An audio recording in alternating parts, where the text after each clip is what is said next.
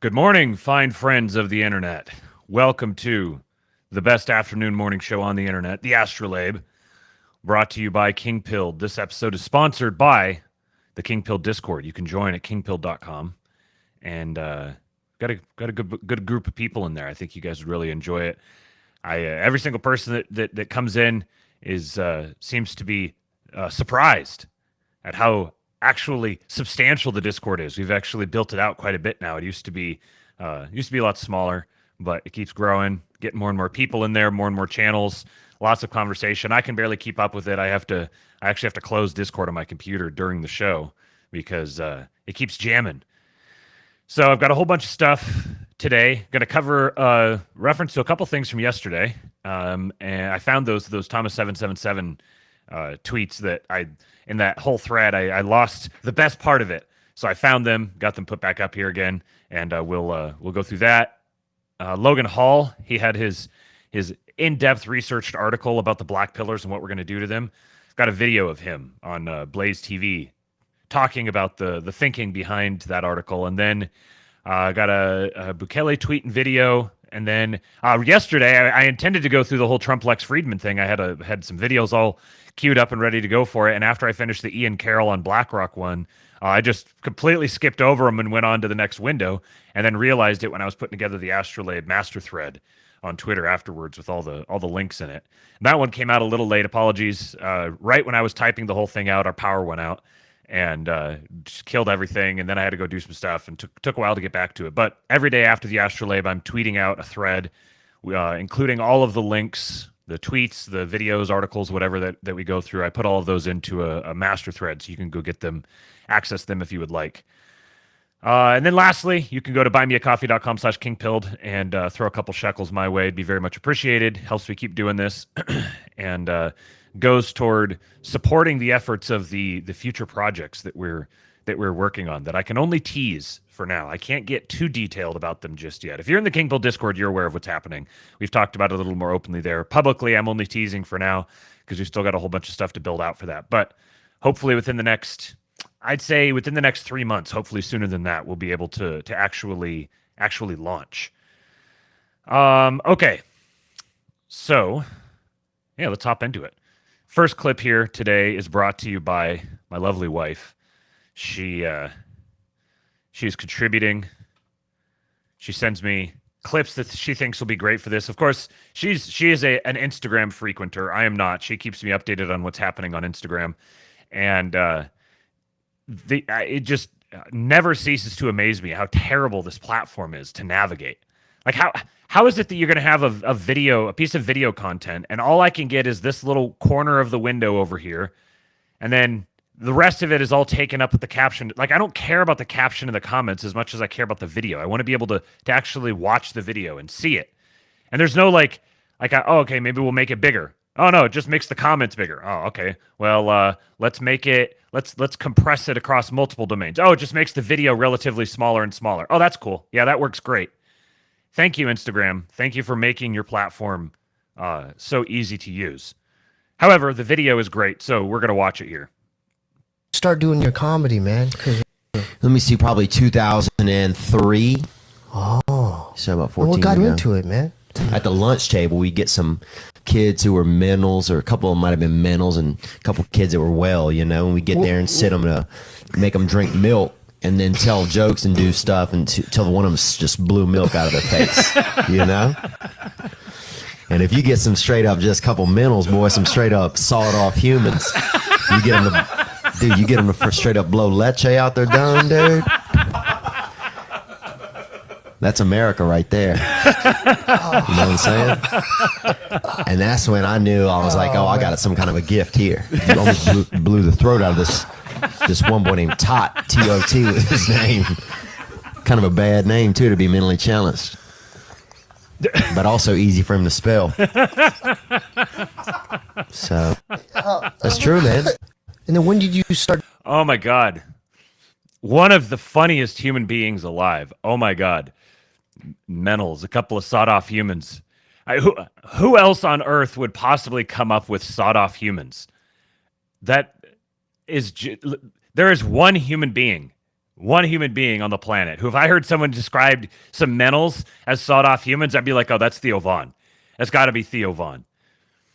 Yeah, Ryan. Yeah, but did you know he's not really Southern? Dude's hilarious. Doesn't matter at all. Yes, right. And I think the he's not really Southern thing is also a little bit overplayed. He's got a pretty interesting background. Go look up Theo Vaughn, just like on Wikipedia or whatever. Go read about his background. It's very interesting.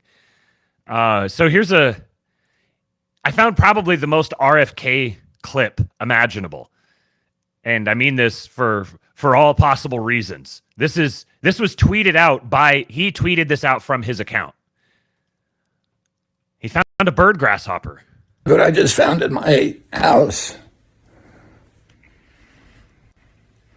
That's called a bird grasshopper. Here he is. If you've ever tried to catch a grasshopper by hand before, the dude's filming it and grabs it just in one quick motion. He's got some reflexes. Grasshoppers, I'm going to let him go. These grasshoppers are actually quite large. But they have 2 generations each summer, and then they overwinter in this big adult phase like that. And don't worry, I'm not hurting them now.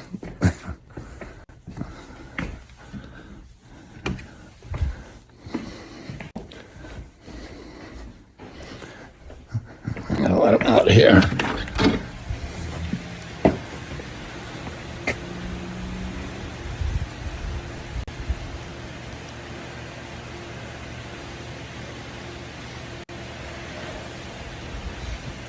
When you first catch them, they spit tobacco. That's what we used to say when we were kids. They have this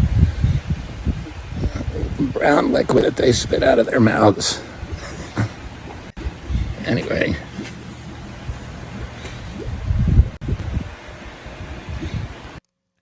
It's just so wholesome. He's such a wholesome person. Straight Buster, we love our crazy nature grandpas, don't we, folks? Yeah. This is the first time that I've seen him and been like, man, he is 70 years old. Like, he is all of 70. I've been very critical of his campaign. I'm not so much more recently I've been coming around on it. I haven't really talked about this on the show because he wasn't really worth talking about prior to his endorsement of Trump, just to me, because I was marveling at how remarkably bad of a presidential candidate he is. Just the types of scandals that have dropped, the sorts of situations he's found himself in, interviewing, just getting bombed on interviews and stuff. I'm like, this is like one of the worst presidential campaigns I've ever seen. It's like DeSantis-esque, and yet, as I've got to recognize, there's something kind of Trumpian or Muskian about him, that he just sort of takes all of these weird scandals and bizarre stories that would sink most people and just kind of rolls with them. He's just like, yep. They said something about when they were putting the campaign together that he was like, man, there's some stories, there's some stuff that's going to come out. I know I've done crazy stuff and everything, and it's going to come out. We'll just have to be prepared for it. and he's just kind of rolled through it all. And I think it's because it sort of, all of these stories are consistent with his personality. They're not showing some like deep dark underbelly that he's tried to keep secret. They're just sort of consistent with who he is and just kind of add to the mythology. And of course, being a Kennedy, that helps. But then I got to give him credit for being able to recognize that fact and be able to just sort of lean into it and roll with it. Adam Curry of MTV fame has a podcast where they call him Bobby the Op, given the poor quality of the campaign and that it still went on. That was kind of where I was at too. But especially listening to some of, shout out to No Agenda. Let's see if my wife is still in the chat. If she is, I'm sure she's going to chime in. The listening to Nicole Shanahan talk about just talk about everything and do some of these interviews and sort of seeing how authentic she is. There's some of the stuff she talks about, the way she talks about it, that you could just tell that this is a genuine, authentic person. It's kind of shed some light on the Kennedy campaign, and then the angle that they've taken in being able to align with Trump and yet also use Trump for their own purposes at the same time. Both of those things. I've definitely come around on the RFK campaign quite a bit. I think there was more there than I initially appreciated, and I think he's a good man. All right, so Logan Hall. I showed you guys the piece he wrote yesterday. He did go into it in the clip here, talking about what we're going to do to the Blackpillers, and then all the weird Blaze boomers were spurging out in the comments. They didn't get it. And he says, your president miraculously survived an assassination attempt in front of the whole world and raised his fist to the crowd. That's the story.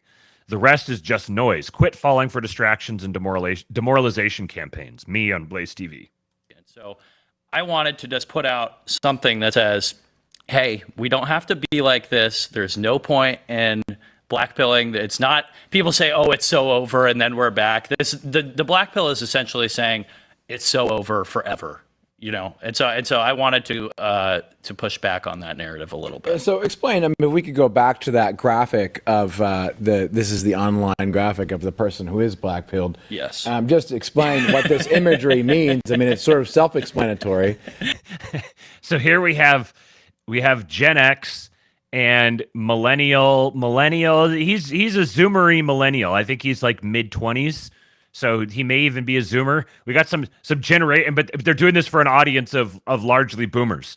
So we've got now we need to explain the internet to our lovely boomers. But online, this is someone who is black-pilled, right? Yes. This is very much an archetype of someone that does a certain type of poster that does exist, and he's just sitting there in a barren wasteland. The doomer, right? He's a doomer, yes, and so he thinks, the situation is beyond fixing. There's nothing you can do to save America or save your country.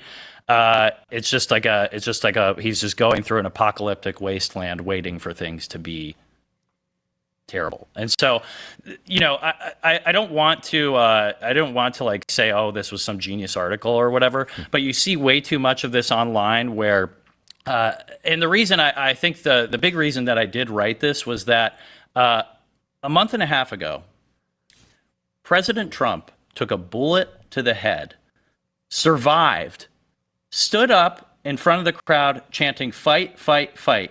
And on the heels of the most positive, the best news cycle that we could have for our side and for our candidate, you have all these people who are supposedly right-wing conservatives who are arguing over abortion. They're arguing over whether or not J.D. Vance is weird. It's like, guys, you don't have to let people set the narrative for you like this. Your president just survived an assassin's bullet, and this is the biggest mandate of heaven indicator in history. It's like the most iconic photo ever, and you're going to allow the left to dictate terms to you like this? Quit it. Yeah. So that essentially was my wording in that article was, we are going to do things to the Blackpillers that have never been done before. Stop blackpilling. Stop blackpilling. Well, there was another article, though, on the Blaze that... Stop blackpilling. The boomers are being red-pilled on blackpilling. And you're blackpilling? And Kate says, it's very millennial to have to explain the joke. And millennials are like, hey, Zoomer, come on. Come explain the joke for us. Come explain it so we can understand it and we can laugh too. The only way we can laugh is if everyone is laughing. Straight Buster had the same thought. The boomers are having blackpill and Wojaks explain to them, being told it's bad and you're blackpilling Anon. That's right. Shout out to Logan Hall. He had another banger last night. So Trump is at this town hall and a mosquito flew in his face. And this is what the Trump War Room tweeted out. He was down like 18 or 19 points after the debate. And I hate mosquitoes. I'm surprised. I didn't think we had. We don't like those mosquitoes running around. We want nothing to do with them.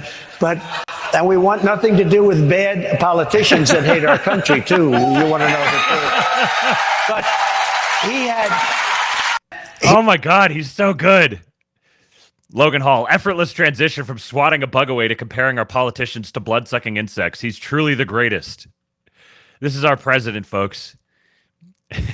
We don't like mosquitoes, do we, folks? and we want nothing to do with bad politicians that hate our country.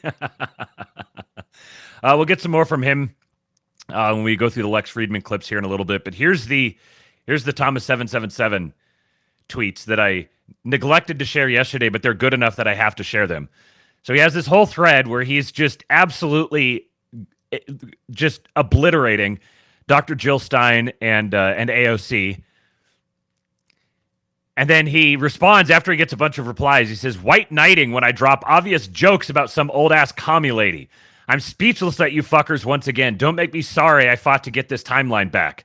If you're one of them types who literally is like an android crossed with a 4-year-old and humor just confuses and angers you, then don't fuck with these shit talk threads, please. If you're one of these types, you stay away. I'm telling you. Thomas is our national treasure. We need him typing these threads for our entertainment. Don't you dare dissuade him. Me. So, you ever hear the one about the farmer's daughter? Team shithead. Actually, I know for a fact that you do not know a family farmer nor his daughter. Your entire premise is a lie. This is the best one. How do you guys pee without accidentally dying by drowning or something?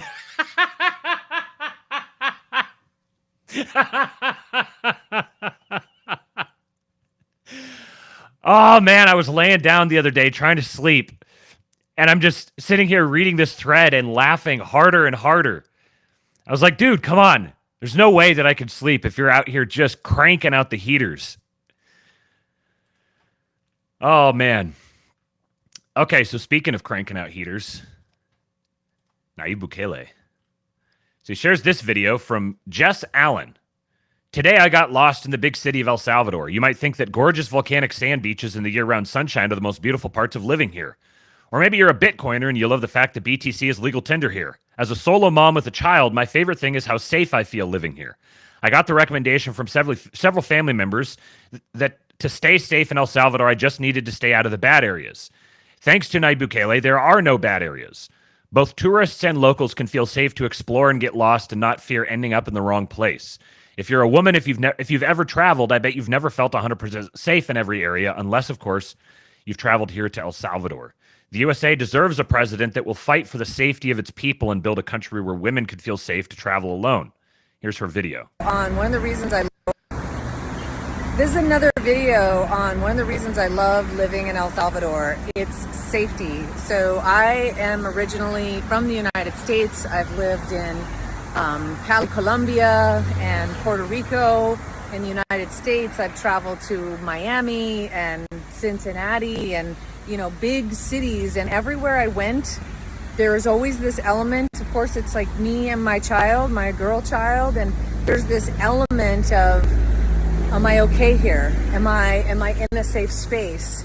And I love driving around El Salvador and knowing that I got lost today, going where I'm going right now, and I finally found it.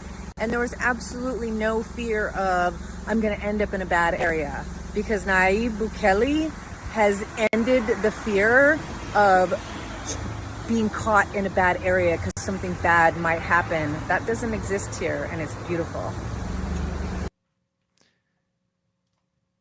So then, the great God Emperor himself says, one thing that's sometimes overlooked when talking about El Salvador is that there are no bad areas where you would be subjected to criminal activity. While there might be darker, poorer, or underdeveloped areas, there are no places where it would be inadvisable to go due to crime. And this was the murder capital of the world just a couple of years ago. Things change. This is big time Bill to Caesar propaganda. We've got one of Elon's favorite accounts. This is Base Bukele. Things change. And they can change very quickly when brave, clever men decide to stand up and make them change. And it requires, in order for them to do that, it requires things like, I don't know, running on a radical left-wing party and figuring out how to outmaneuver your political opponents within the constraints of the law. Not looking at the law as, some obstacle that's constraining me, but actually it's a tool that can be used as long as you understand it. And then you need to have wealthy backers. And there's a good chance that you personally and those wealthy backers may not see eye to eye on everything. But those wealthy backers are willing to put their wealth toward backing you and helping you accomplish something like this because your interests align on enough fundamental things that it suits them and it suits you to have you go make a difference. This is a multi-generational model for how to rehabilitate broken down areas. And it shows just how quickly it can happen, even in poor areas. All right. Let's get to, got some more comments on the Tucker Carlson martyr made, Winston Churchill, Elon Musk, this whole story. Bronson says, here was the most important part of the Daryl Cooper interview on Tucker Carlson. And interestingly, I don't see very many people talking about this, which is part of what makes the part of the reason for his tweet that's got almost 750,000 views. But this is why, even whether they consciously picked up on it or not, this is why all of the Nurembergs have been losing their minds, because of this 41-second stretch right here. The definition of an Englishman has never changed, and it never will change. Not since 1066. They're in the process right now of forever losing the only spot of land that they have on this earth that is dedicated to the flowering and the preservation of the English people. And it's a tiny little spot. They're it's not true for the Dutch. It's true for the Spanish. It's true for the Germans. It's true for the Belgians. It's true for every Western European nation. So why not have a Nuremberg trial for the people who did that? I don't understand. I mean, that's such a crime. Well, we have to win first. Louis XIV or any powerful monarch, we have to win first. Never would have dared imagine that they could do that to their people without getting their head cut off. The definition of an Englishman. This was the spiciest content of all. And I just cannot fathom anybody who doesn't recognize just how much of an asset Tucker Carlson is to us. I thank the Lord every day for Tucker Carlson. He is a good man, and he is putting himself at great personal risk. Shout out to Daryl Cooper, too. They knew full well the impact of that conversation. And you know what's very interesting? The next person that Tucker has on, Jason Aldean, and some people might be like, oh, Jason Aldean, he's talking to some country guy, oh, blah, blah, blah, blah. But the leading topic of their conversation was the Las Vegas shooting. I wonder why Tucker's looking into that, bringing that back onto people's radar. He's going into all the little off-limits conversations, pulling on all the little threads, shining light. Like, the retards think that for someone to be your friend, they have to be shining light directly on whatever they feel to be the biggest problem. But there's more than one way of highlighting something that's in shadow. You can shine a light directly on it, or you can shine a light on every single thing around it and leave it as the only thing in shadow. Both of these practices are useful and necessary, and both of them wind up in the same place. So the people who are not necessarily shining the light directly where the most radical, the most likely to get the eye of Sauron upon you, that doesn't make them not useful to us. Someone like Mike Benz. He's shining the light all around and leaving certain things still in shadow. But we don't need, it actually would be inadvisable for either everyone to all be saying the same thing or for individual people to be saying all the things. It's actually good if people leave certain things unsaid and allow other people to fill in those gaps. You don't need to openly champion every single thing yourself. I say this from the perspective of someone with an audience, with people who listen to them, that make public statements, that weigh in publicly on things. The fact that not every single one of your favorite influencers is talking about every single possible thing doesn't mean that they're not on your side or that they're a Fed or an op. This is very like linear, one-dimensional thinking. We've got to level up.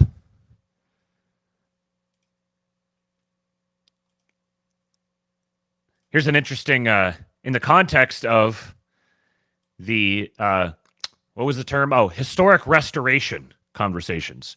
We're not revisionists, we're restorationists. The historic restoration debate that's been going around.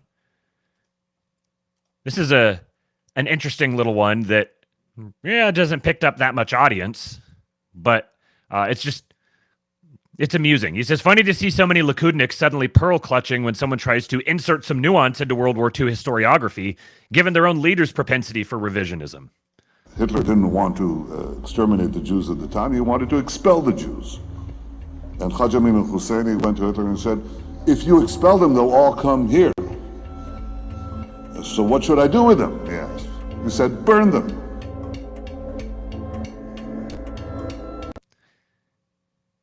I actually don't know that I can necessarily read that out loud. I think it'll be funny to see if something happens to this video because I played a Benjamin Netanyahu clip.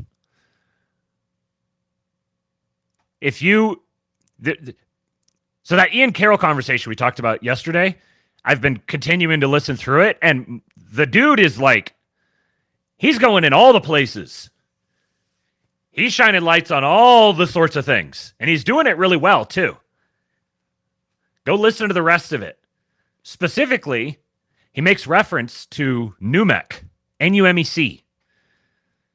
I'm going to limit my commentary on this particular thing because I do want to keep this video up here, but if you want to take that word and search for it on Rumble, along with the name Ryan Dawson, you'll learn some very interesting things. So this tweet here has been subject of a lot of debate. Elon tweeted this right when the Tucker interview dropped. He said, very interesting, worth watching. And then the Tucker interview dropped. Everyone lost their collective shit. And it became the thing everyone was talking about all over the place. The predominant conversation that everyone is weighing in on across all different spectrums. And immediately it was a great filtering event. There was the people who were loudly championing it, the people who were loudly opposing it, and then very few people that were anywhere in the middle. And yet this tweet stayed up the entire day.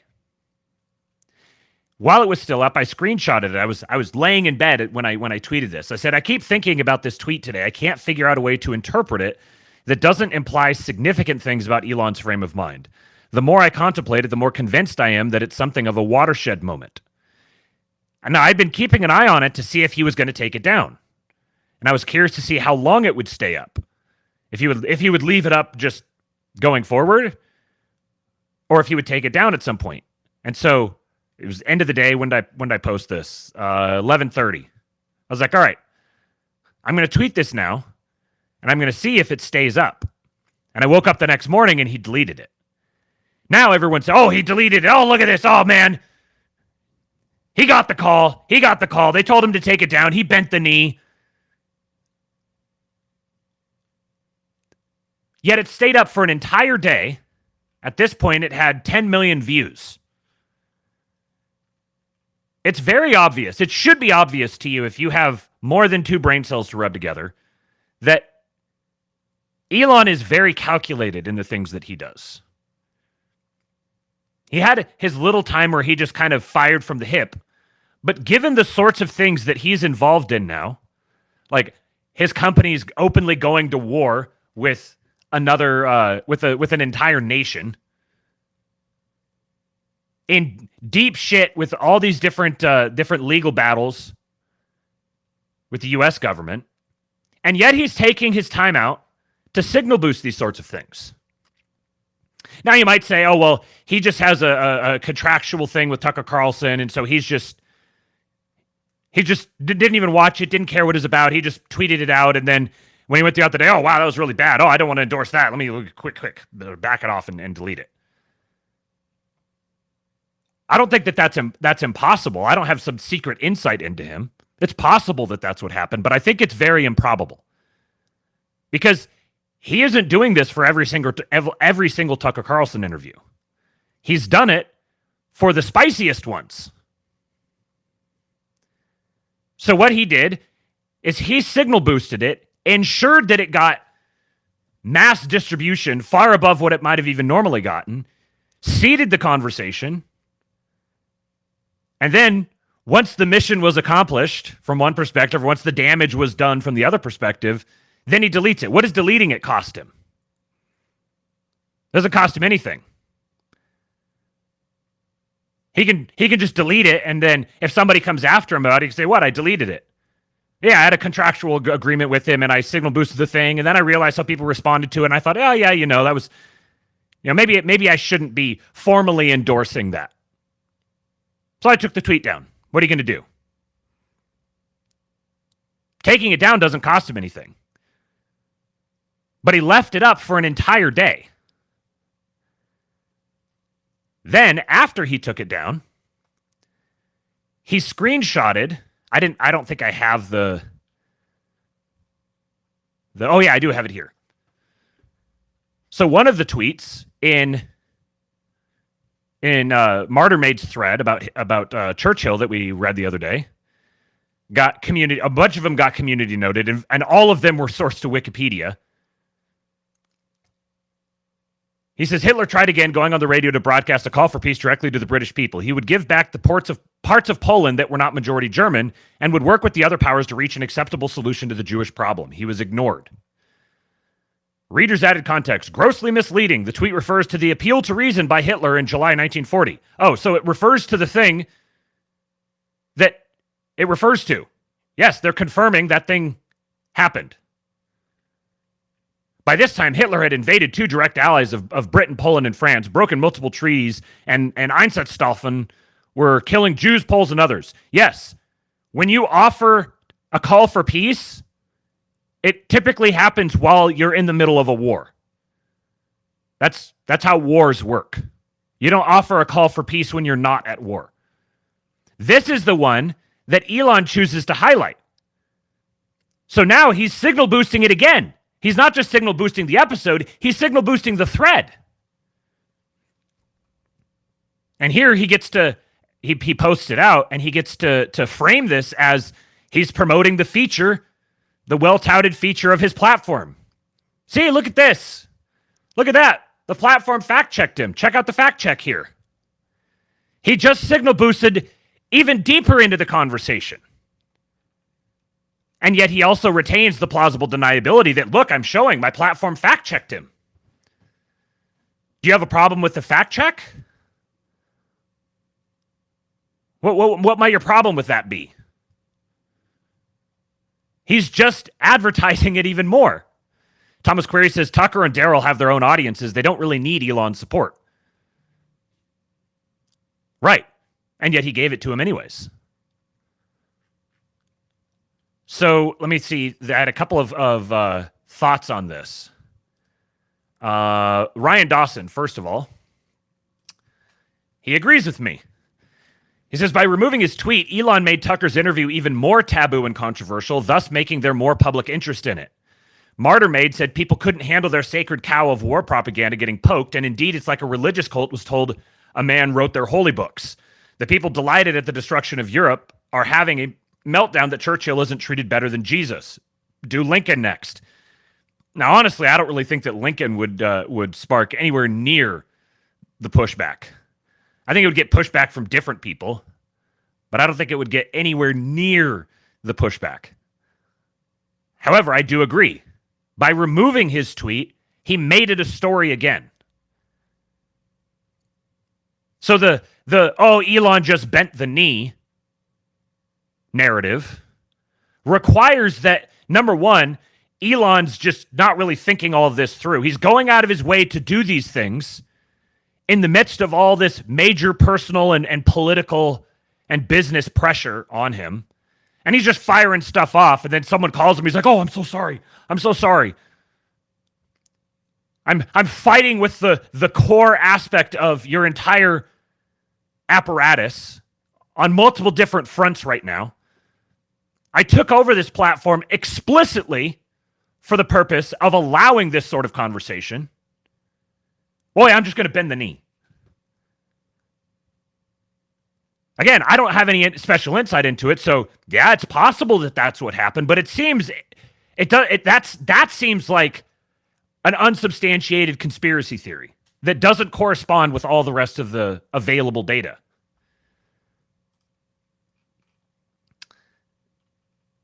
And this guy here said the same thing. Bronze Age maxing, toga partygoer, says, I think that was intentional. By this tweet, Musk amplified Martyrmaid without really debunking what he said. This allows Musk to propagate an alternative viewpoint to a massive audience without getting his feet wet. Right, exactly. And then he just, as all of this was happening, he also tweeted this. Flowchart. Someone has done a thing. Are they on our side? Yes, it's fine. No, bastard. So clearly, it's not like he's unaware of this commentary, and he very clearly has a veiled take on it, which itself corresponds with everything else that he's been saying and doing. Now, I'm not saying that I think that that Elon is, I don't know, an avid Ryan Dawson watcher. I don't expect that he's that far down the rabbit hole. I don't think it's impossible. I think there's a very good chance. I think it's very, very clear to me that Elon has spent a lot of time on 4chan. So he may be a lot further along than he, I don't know, lets on.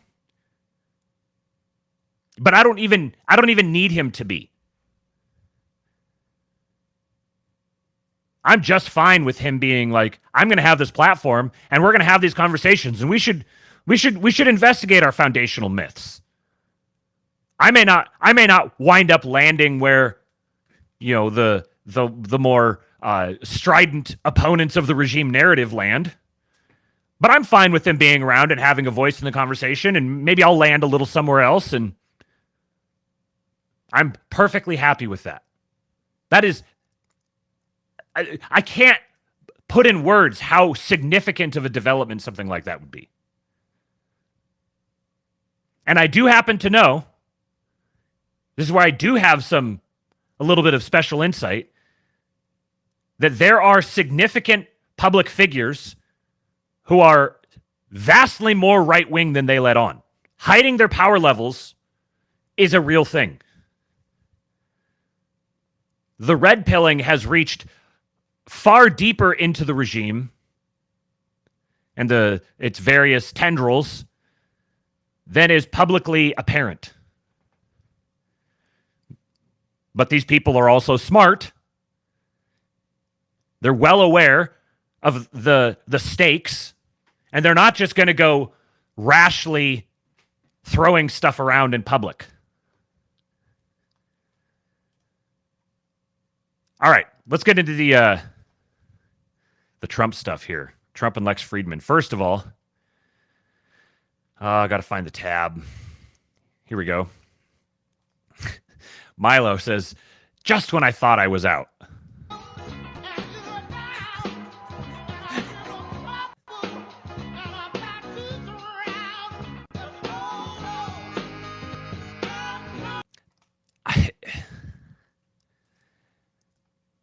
I wake up grateful every day that I get to witness videos like this. I get to live in the time where someone like Donald Trump exists, where videos like this of him on C-SPAN exist.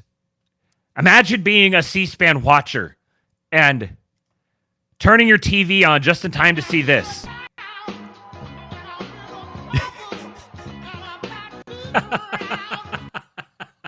And then, of course, the point.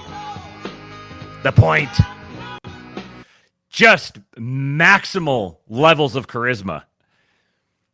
Slosher says the elites need frontiersmen to make some thoughts safe first. Yes, that's a really good way of putting it. Like with civilization, you have to have people who go out into the frontier.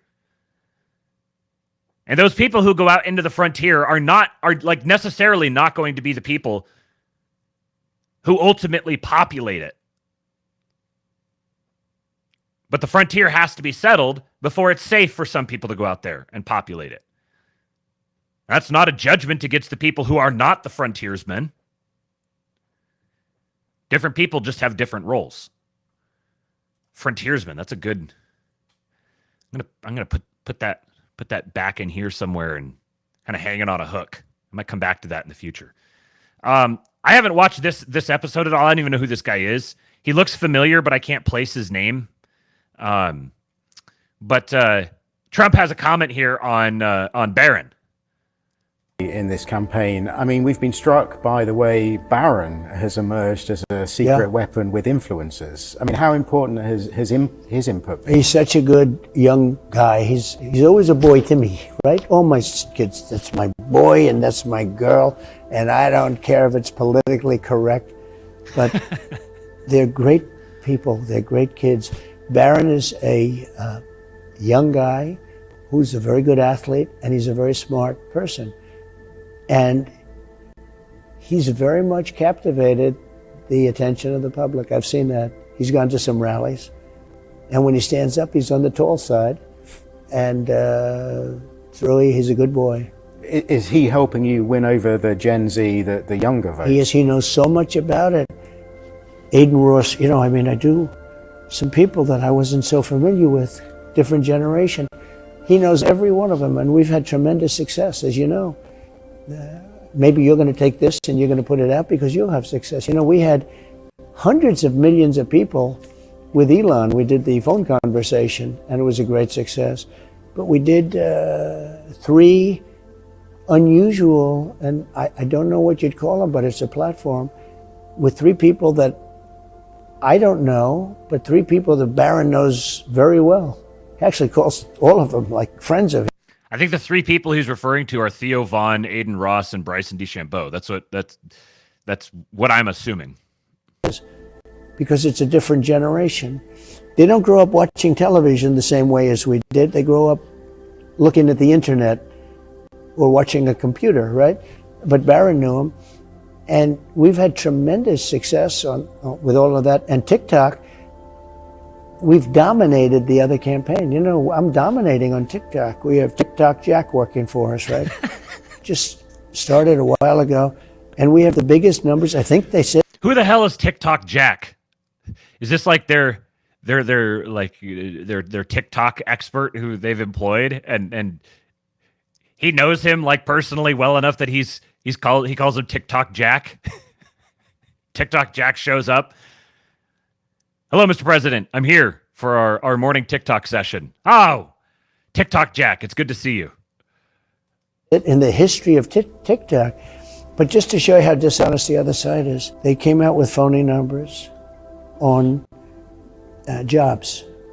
818,000 people, they said, had jobs, and it turned out to be a false number, fake. So they had to take it out. They wanted to take it out after the election. They didn't want anyone to find out about it. But somebody, a whistleblower or a leaker, leaked it, and 2 days ago, they had to take back 818. That's a lot. The job numbers are not good. That's a lot. I didn't realize that. I'd missed this story. Maybe you guys caught that when the job reports were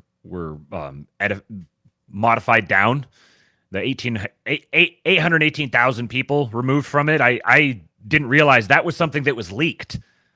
So there's some whistleblower in there who wanted to leak that. That's very interesting. Especially when you if you take a look at the jobs that we created all these jobs. They took a hiatus for the COVID, which is standard for a pandemic. And then they're called bounce back jobs. They bounce right back. We created so many jobs, but they lied to the American public about jobs. And just today, they were saying how well they were doing with social media. They're a tiny fraction of what I did. And what they said is Trump is being beaten in social media. Well, it's just the opposite. We have numbers I think you will acknowledge. Has anyone ever done numbers like this on TikTok? Has anyone ever done numbers? You look at Instagram, you look at Truth, you look at X, you look at any one of these things, we're doing great. But, you know, the Democrats are really a party of misinformation and disinformation. He's turning their shit back on him. I think what he's referring to here is there's been some stuff released lately showing the difference in spending by the campaigns on like social media advertising and other forms of advertising. And number one, it's like the DNC is spending like 7 or 8 times the amount that Trump is, maybe more than that.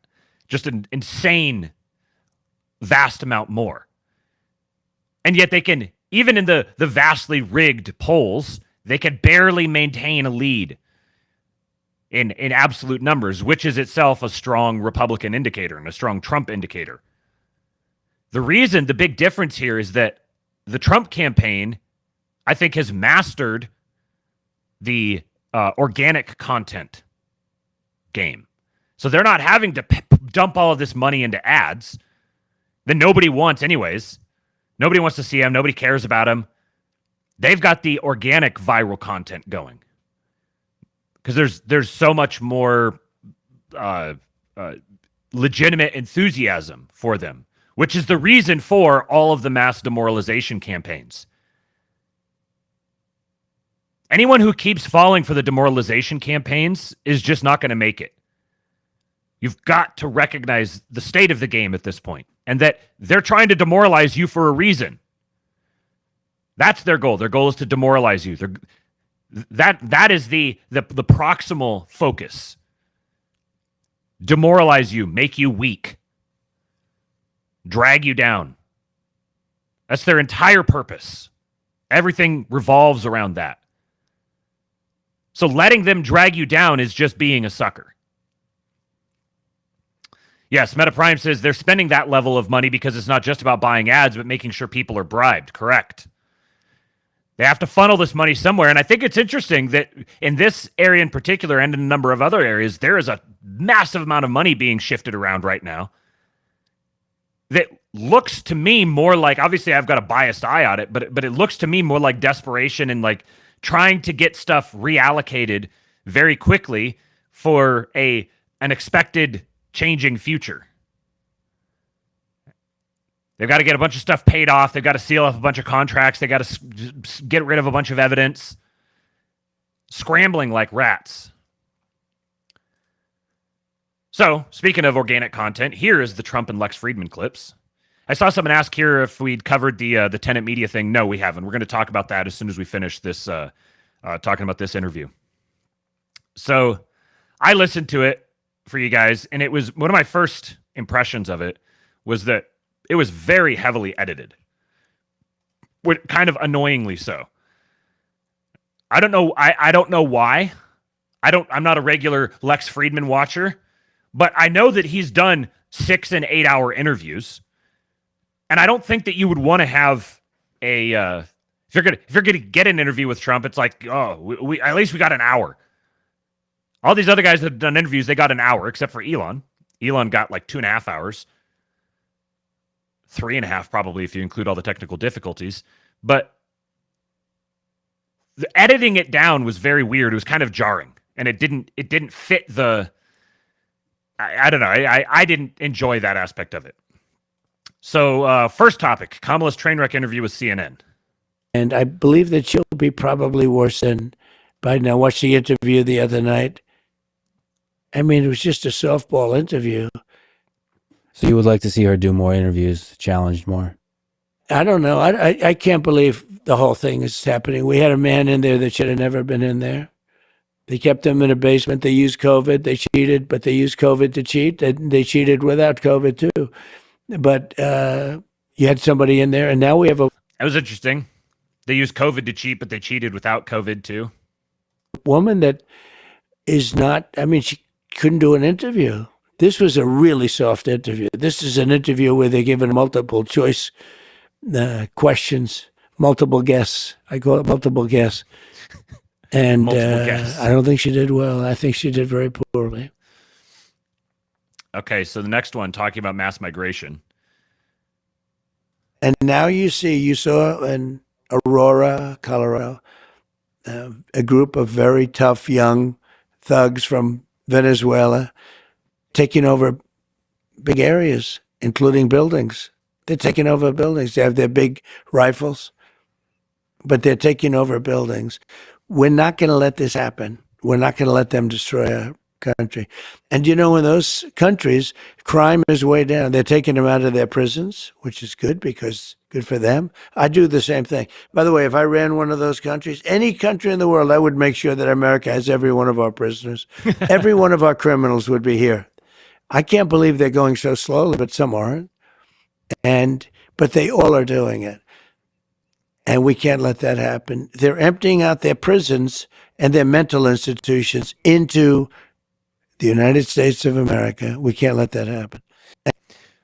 So one of the themes of this this interview that I noticed it's like hour and 4 minutes or something like that is a number of times Lex was trying to pull him into different conversations and Trump was just on message. So a lot of the things he said actually weren't really original. There's a couple here that I'll get into, but a lot of it was just repeating all the same stuff that he's been saying. And Lex was kind of like trying to pull him off in this way or that way and get him to talk about other things. And he was just like, nope, we're just going to keep talking about the exact same thing. This thought here from Medgold, he says, Trump's ability to control the narrative is incredible. Lex, independent voters aren't comfortable with you saying the 2020 election was stolen. What would you say to them? Trump, the third world is letting their criminals out of jails and sending them to America. Then they take over apartment buildings. Lex, what would you tell the independent voters who don't like what happened on January 6th? Trump, the way Biden handled the pullout of Afghanistan was one of the most embarrassing days in American history. It was a disaster. Lex, how will you prevent division in America, whether you win or lose? The polls are saying the election will be close. Trump, it won't be close. And Fisher King said, in 2016, I saw Matt Lauer interviewing Trump, and he said something like, the tariffs you're proposing could be destructive to the economy. Without missing a beat, Trump looks at him in disbelief and says, I'm bringing back jobs. People will have jobs. They'll have money to buy things. I remember erupting in laughter as Lauer didn't know how to respond. I think, and I've been sort of checking in every now and then on shitlib Twitter and some of the sports communities that I'm in, and seeing how the libs are handling all this, and they've basically stopped talking about politics altogether. The whole conversation has just faded away. Every once in a while, someone will post something, and it's all really, it's like blue anon boomer bait stuff that they post, and they're like, oh ha ha ha, look at how bad and dumb and stupid and old he is, and oh ha ha ha. But it invariably is something like, yeah, both of these parties aren't representing us, and the Democrats are much less threatening than Orange Hitler, but the demoralization among the Dems is stark. That's why they want to demoralize you. Their only possible hope is dragging down our collective willpower to their level because they don't have it anymore.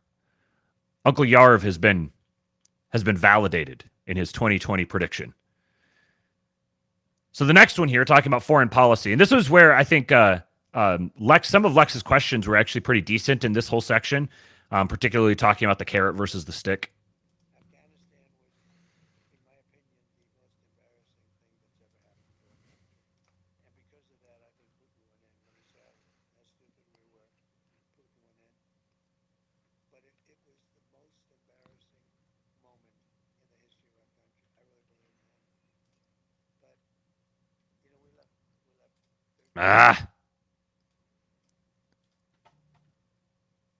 Afghanistan was, in my opinion, the most embarrassing thing that's ever happened to our country. And because of that, I think Putin went in. When he saw how stupid we were, Putin went in. But it was the most embarrassing moment in the history of our country. I really believe that. But, we left 13 dead soldiers. Think of it, 13 dead soldiers, many soldiers horrifically hurt with arms and legs and everything else gone. We left hostages behind. We left Americans behind. We left military equipment, the likes of which nobody's ever left behind before. Billions and billions of dollars of equipment. They're now selling the equipment. They're one of the largest arms dealers in the world. And very sad. Very sad. And we were there for a long time. I was going to get out. We were getting ready to get out. Then we got interrupted by the election. But we would have been out with dignity and strength. We were having very little problem with the Taliban when I was there because they knew it was going to be tough. I dealt with Abdul. Abdul was the leader. And we got along fine. He understood. But, they were killing a lot of our people before I came down. And when I got there, I spoke to him. I said, can't do it. Don't do it anymore. We went 18 months. Now, if you remember, we've heard this story. What happened, that when he was talking to him, he reached into his pocket and pulled out a picture of Abdul's home and laid it in front of him. His home, which was supposed to be, I think it was supposed to be secret. And he pulled out a picture of it and laid it in front of him and said, you're going to stop. You got the message? And he was like, yeah, I got the message. Before this happened, this horrible day happened, we went 18 months and nobody was shot at or killed. What do you think that was, the carrot or the stick in that case in Afghanistan? The stick, definitely. So the the stick. threat of military force. That was the stick, yeah. It doesn't have to be, but that was the stick. Lex asked him a question like, do you find it more useful to use the carrot or the stick? And he said that he said typically he finds that, he said you can use either one, but typically the stick is better. And then he also asked him about like specific things he would say about like his approach to China, and he was like, yeah, I'm not going to tell you that. He says so a little bit of secrecy, it goes a long ways. And it was interesting the way he framed it. I think he said that like he spoke of it as if they have a pretty detailed plan with respect to Ukraine, and I can't remember if he mentioned Israel, but with respect to Ukraine, they have a pretty detailed plan. And then the way he spoke about it with China is basically like it sounded more like we're going to be figuring that out on the fly. But that's a much more they see that as a much more difficult problem to solve, and they can't just lay out a plan for it. All right, now here's Trump's comments on Project 2025. Let me ask you about Project 2025. So you've publicly said that you don't have any direct connection to Project Nothing. I know nothing about it. And they know that too. Democrats know that. And I purposely haven't read it because I want to say to you, I have no idea what it's all about. It's easier than saying I read it and, all of the things. No, I purposely haven't read it. And I've heard about it. I've heard about things that are in there that I don't like. And there's some things in there that everybody would like. But there are things that I don't like at all. And I think it's unfortunate that they put it out, but it doesn't mean anything because it has nothing to do with me. Project 25 has absolutely nothing to do with me. Let me ask you about Project. we've talked about this at length here. If you're new to the show, if you haven't heard some of our episodes, we've done probably, I don't know, half a dozen different episodes talking about Project 2025 and my perspective on the relationship between them and Trump. That this is essentially all of this stuff is the campaign kayfabing and ducking and dodging. So if you compare Project 2025 to Agenda 47, it's like Project 2025 is the big ask that you come out with the really absurd ask, so that then when you come back with the 70% ask, it looks like you're moderate and centrist and reasonable. That's exactly what's happening with Project 2025 and Agenda 47. So here's his comments on his feud with Joe Rogan. Let me ask you about my good friend Joe Rogan. So you had a bit of tension with him. So when he said nice things about RFK Jr., I think you've said some not so nice things about Joe. I think that was a bit unfair. And as a fan of Joe, I would love to see you do his podcast, because he is legit the greatest conversationalist in the world. So what's the story behind the tension? I don't think there was any tension. Quick note on Joe is one of the greatest conversationalists in the world. If you go back, if you listen to the Eric Weinstein conversation on the Modern Wisdom Show with Chris Williamson, they talk a little bit about that. Both of them having been on his show, and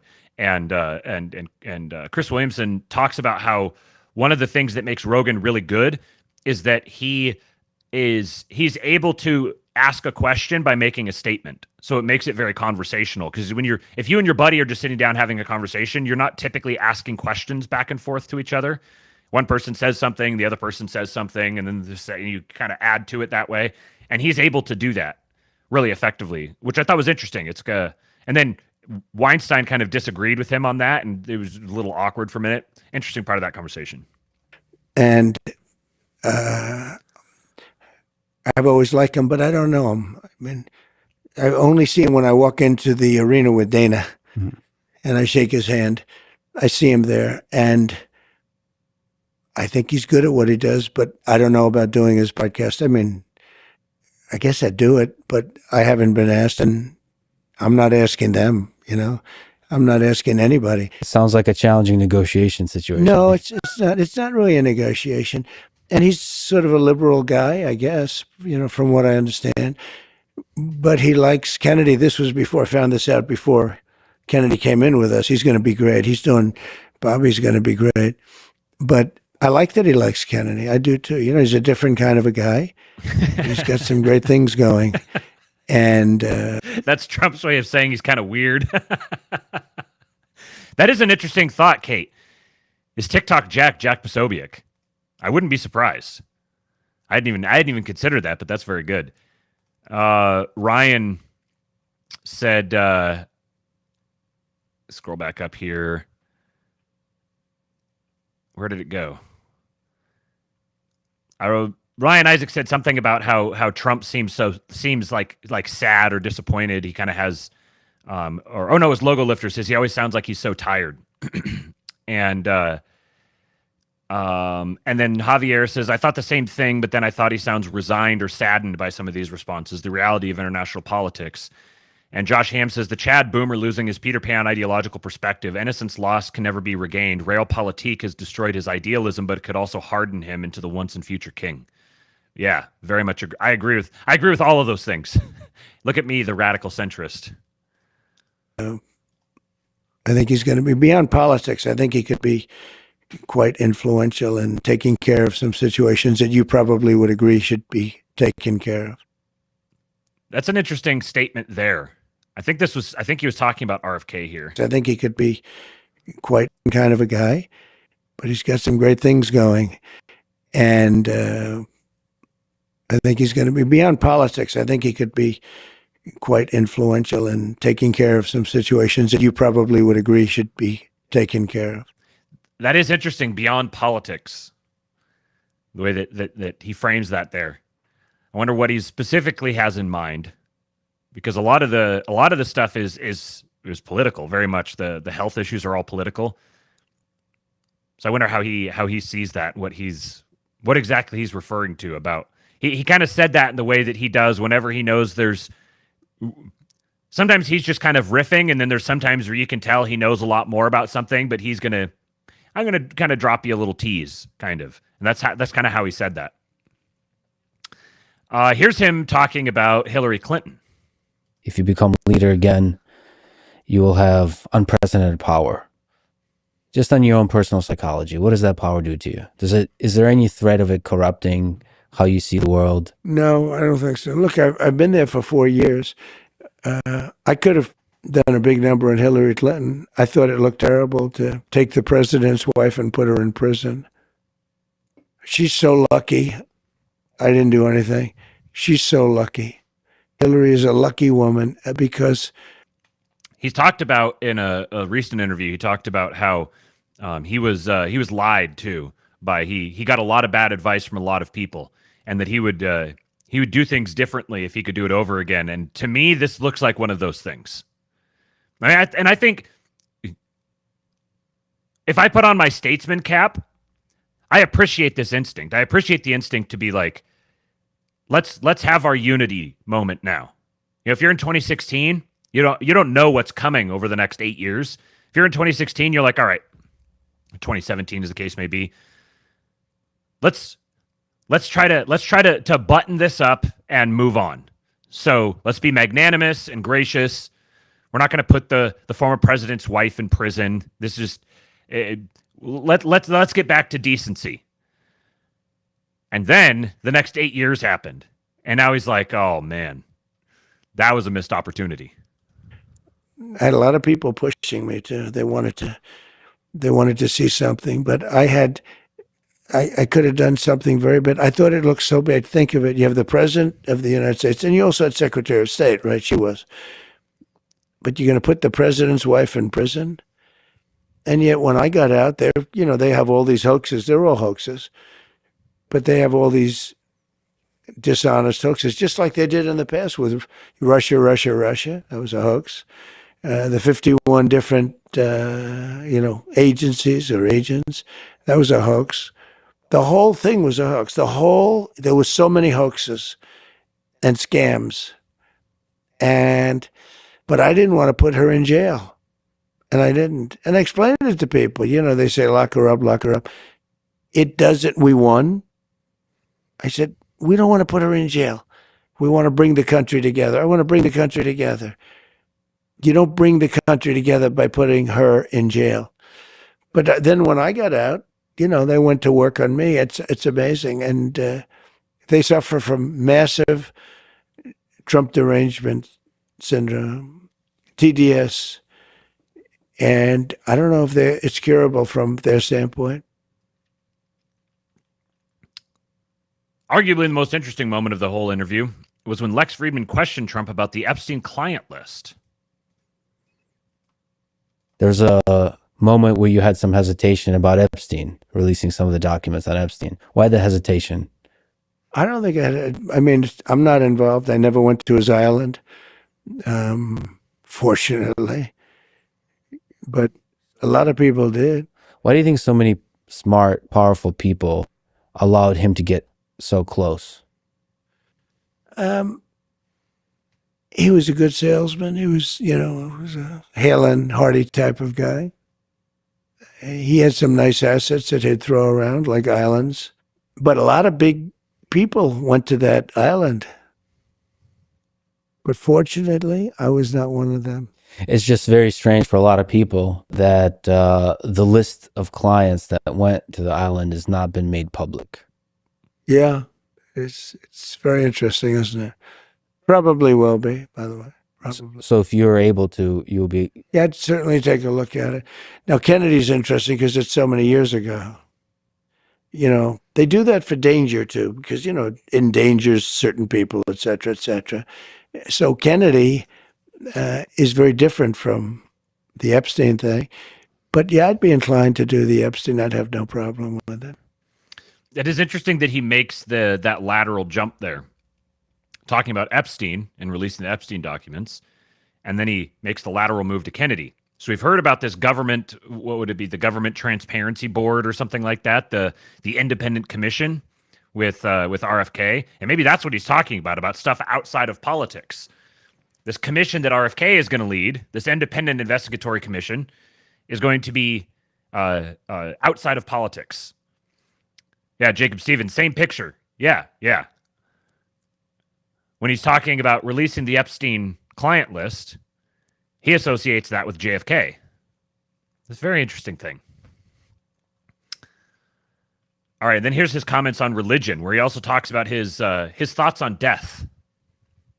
One of the tragic things about life is that it ends. How often do you think about your death? Are you afraid of it? I have a friend who's very, very successful, and he's in his 80s, mid 80s, and he asked me that exact same question. I turned it around. I said, well, what about you? He said, I think about it every minute of every day. And then a week later, he called me to tell me something, and he starts off the conversation by going, tick tock, tick tock. Yeah. This is a dark person, in a sense, but it is what it is. I mean, if you're religious, you have, I think, a better feeling toward it. You're supposed to go to heaven, ideally not hell, but you're supposed to go to heaven if you're good. I think our country's missing a lot of religion. I think it really was a much better place with religion. It was almost a guide, to a certain extent it was a guide. You want to be good to people. Without religion, there are no guardrails. I'd love to see us get back to religion, more religion in this country. It is what it is. The context for this, I think that I haven't seen people really mention. I've seen people talking about this clip, but the context for this is the dude literally took a bullet off the side of the head 2 months ago, not even 2 months ago. So having this perspective, I think, is very obviously informed by that. Andrew, I couldn't disagree with Yarvin more on this point about Trump treating his opponents with magnanimity. He doesn't have the stomach for that kind of strategy, though, and neither did Caesar. Yeah, I mean, I think I've thought about this a lot, and I find both sides very compelling. Both the golden parachute. We're going to give you the golden parachute that's also it's also golden handcuffs. You're going to go and you're going to sit on this island and you're going to play Farmville for the rest of your life. You're going to live out your life, have a great retirement package here. And if we ever catch wind of you being involved in any sort of political activism, you are capital punishment. On the flip side, it's also, if politics and war are on a continuum, sometimes to win a war, to actually win the war, you have to wipe out all of your enemy combatants.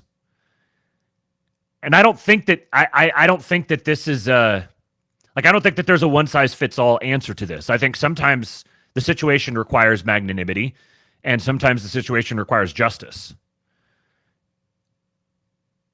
And it's up to those who are going to be responsible for making that decision and living with the consequences of that decision to exercise wisdom at the moment, wisdom and discretion at the moment that they make that decision. And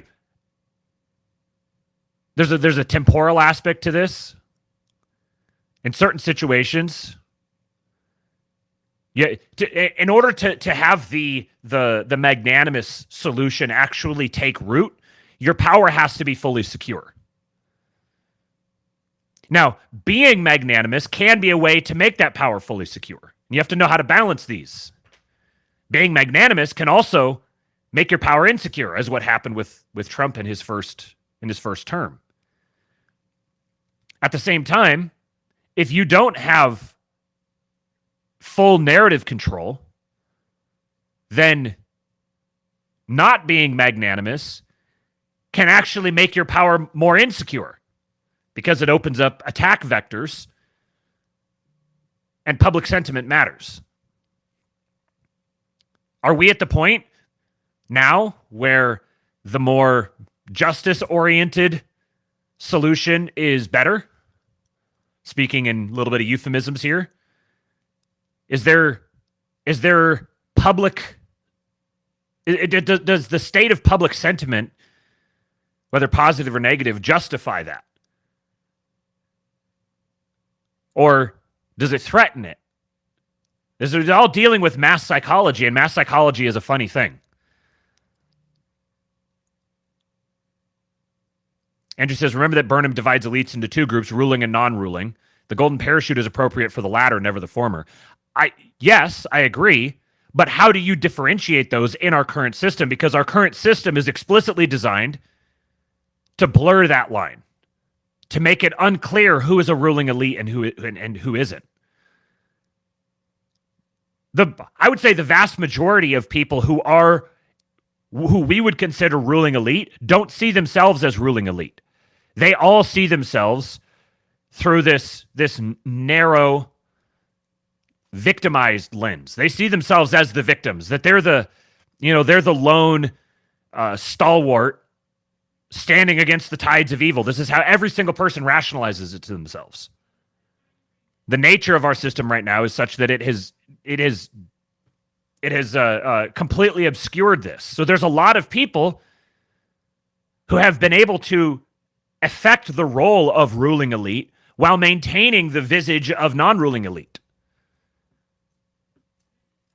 So if you're going to go the full justice route, you also need to be able to sustain a successful propaganda campaign for that. Make it clear why justice is appropriate in this case. It's one of those things that you can't half-ass. You have to whole-ass it. Which means you have to know that if you're going down that road of whole-assing it, that you're ready to go all the way and sustain it. Because if you don't, if you half-ass it, you make everything much worse. So yeah, I don't have an answer. I don't land cleanly on one side or the other right now. I don't think that I kind of reject the notion that it's possible to cleanly land on both sides.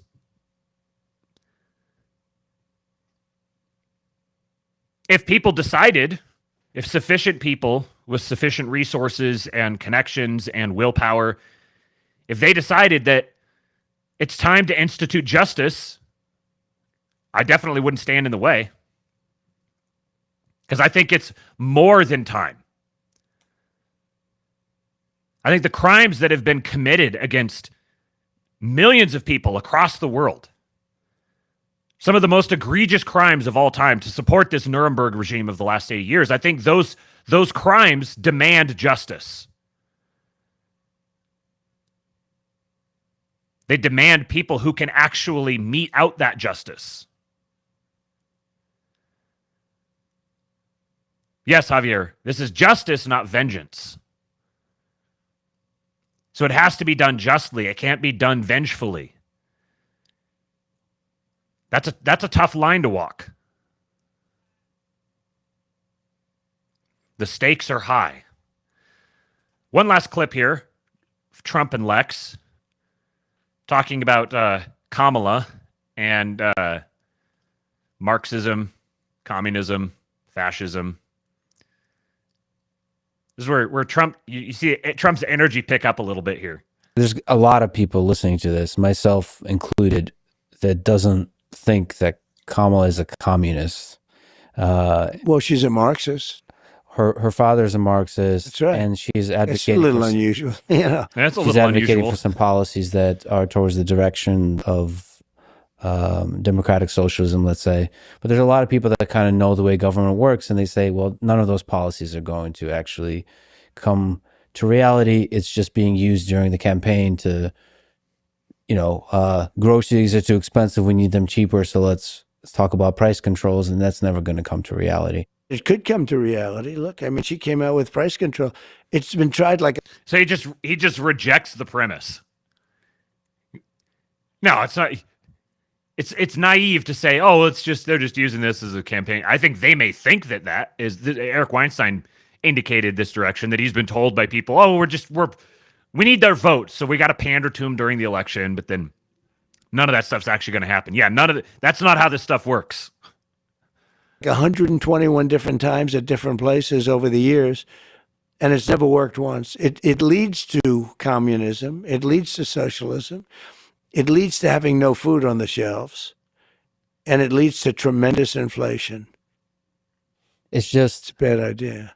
Whenever we use terms like communism for her, and I don't know if you know this, but some people call you a fascist. Yeah, they do. So I figure it's all right to call them a communist. Yeah, they call me a lot worse than I call them. They do indeed. It's just some. Interesting that Lex agreed with that. They do indeed call you a lot worse than you call them. You conceded that point. Trump, they call me fascist, so I'll call him a communist. The one thing I think about that gets lost in a lot of this, there's the Spurgs want to freak out about, oh, it's not Marxism. These words are stand-in words for a vibe and aesthetic. You can get really autistic about the actual history of Marxism and communism and the specific people and the specific platforms and the actual things they did. But to the vast majority of people, and obviously to Trump, they're stand-in for something. Just like fascism is a stand-in for guy I don't like. It's a stand-in for enemy. Marxist and communist and socialist, these are stand-ins for enemies, leftists who want to take over the apparatuses of government and weaponize them against their enemies. That's what it is. These are resentful, hideous, disgusting, evil people who want to take over these things and use them against us. That's what those words are a proxy for. Which is absolutely true. Getting all autistic and spurging out over, well, it's not technically, you're stupid boomers. And this is the language that people speak. Within that context, this is perfect messaging. It's interesting, though. They'll call me something that's terrible, and then I'll hit them back. And they'll say, isn't it terrible what Trump said? I said, well, wait a minute. They just called me. So I believe you have to fight fire with fire. I believe they're very evil people. These are evil people. You know, we have an enemy from the outside, and we have an enemy from within. And in my opinion, the enemy from within are radical left lunatics. And I think you have to fight back. I haven't seen enough people talking about this. These are evil people. They're very evil people. There's an enemy from without and an enemy from within. And the enemy from within, these are the radical left lunatics. They're an enemy. They're an evil enemy. See, this is where he said a number of things like this, because my instinct is to be like, oh, he doesn't have the will for some of the stuff that has to be done. He doesn't fully appreciate the magnitude of the problem, yada, yada, yada. He says stuff like this, and he sure seems to understand it. I think going so far as to say they are an enemy. This is like martial talk that hasn't existed in his past campaigns. I think he knows pretty well what time it is. I mean, the dude literally got shot at. All right. Now, Tenet Media. So I'm sure you guys have heard the gist of it, but let me find the tab here to share it. Here we go.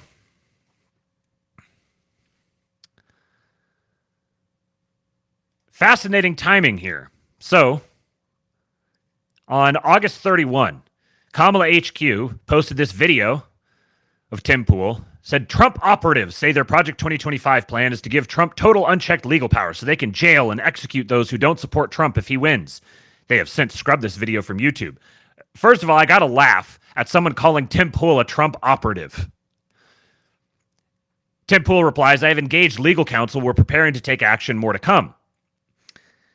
And yesterday, breaking, according to the U.S. Department of Justice, Tenet Media, whose roster includes Benny Johnson, Tim Pool, and Dave Rubin, has allegedly received $10 million from the Russian government to publish content as part of a Russian influence operation.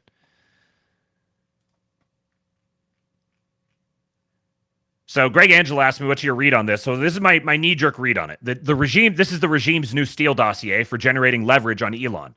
All the named people have massive audiences on X and are well within the Trump orbit. And most importantly, they have vast normie appeal, which makes them a major threat to the regime. Honestly, the more radical stuff existing out there isn't as big of a threat to the regime as the ordinary normies like Benny Johnson, Tim Pool, and Dave Rubin, who have massive audiences that appeal to the sort of squishy, moderate sort of person that normalizes Trump. They may not be, I'm sure that Tim Pool wouldn't necessarily want to be characterized as someone who normalizes Trump, but he is. Obviously, Benny Johnson is very vocal. He's traveled around. He's been very close with Vivek, which I think is an interesting connection. I said the great irony of this move is that, as with every other escalation by the regime recently, the most significant thing it will accomplish is the further radicalization of otherwise relatively tame normie-adjacent figures. So having the DOJ, and not just the DOJ going after them, like that's the sort of thing that'll put the fear of God into someone. It's one thing to be just some like influencer and you get to hobnob and rub shoulders with the famous people and everything, and all of a sudden the DOJ is pointed at you and you're like, hold the fuck on. But then their fans, the people who support them, who see themselves as they haven't even necessarily rationalized themselves to the point of being like extreme political dissidents. They don't see themselves that way.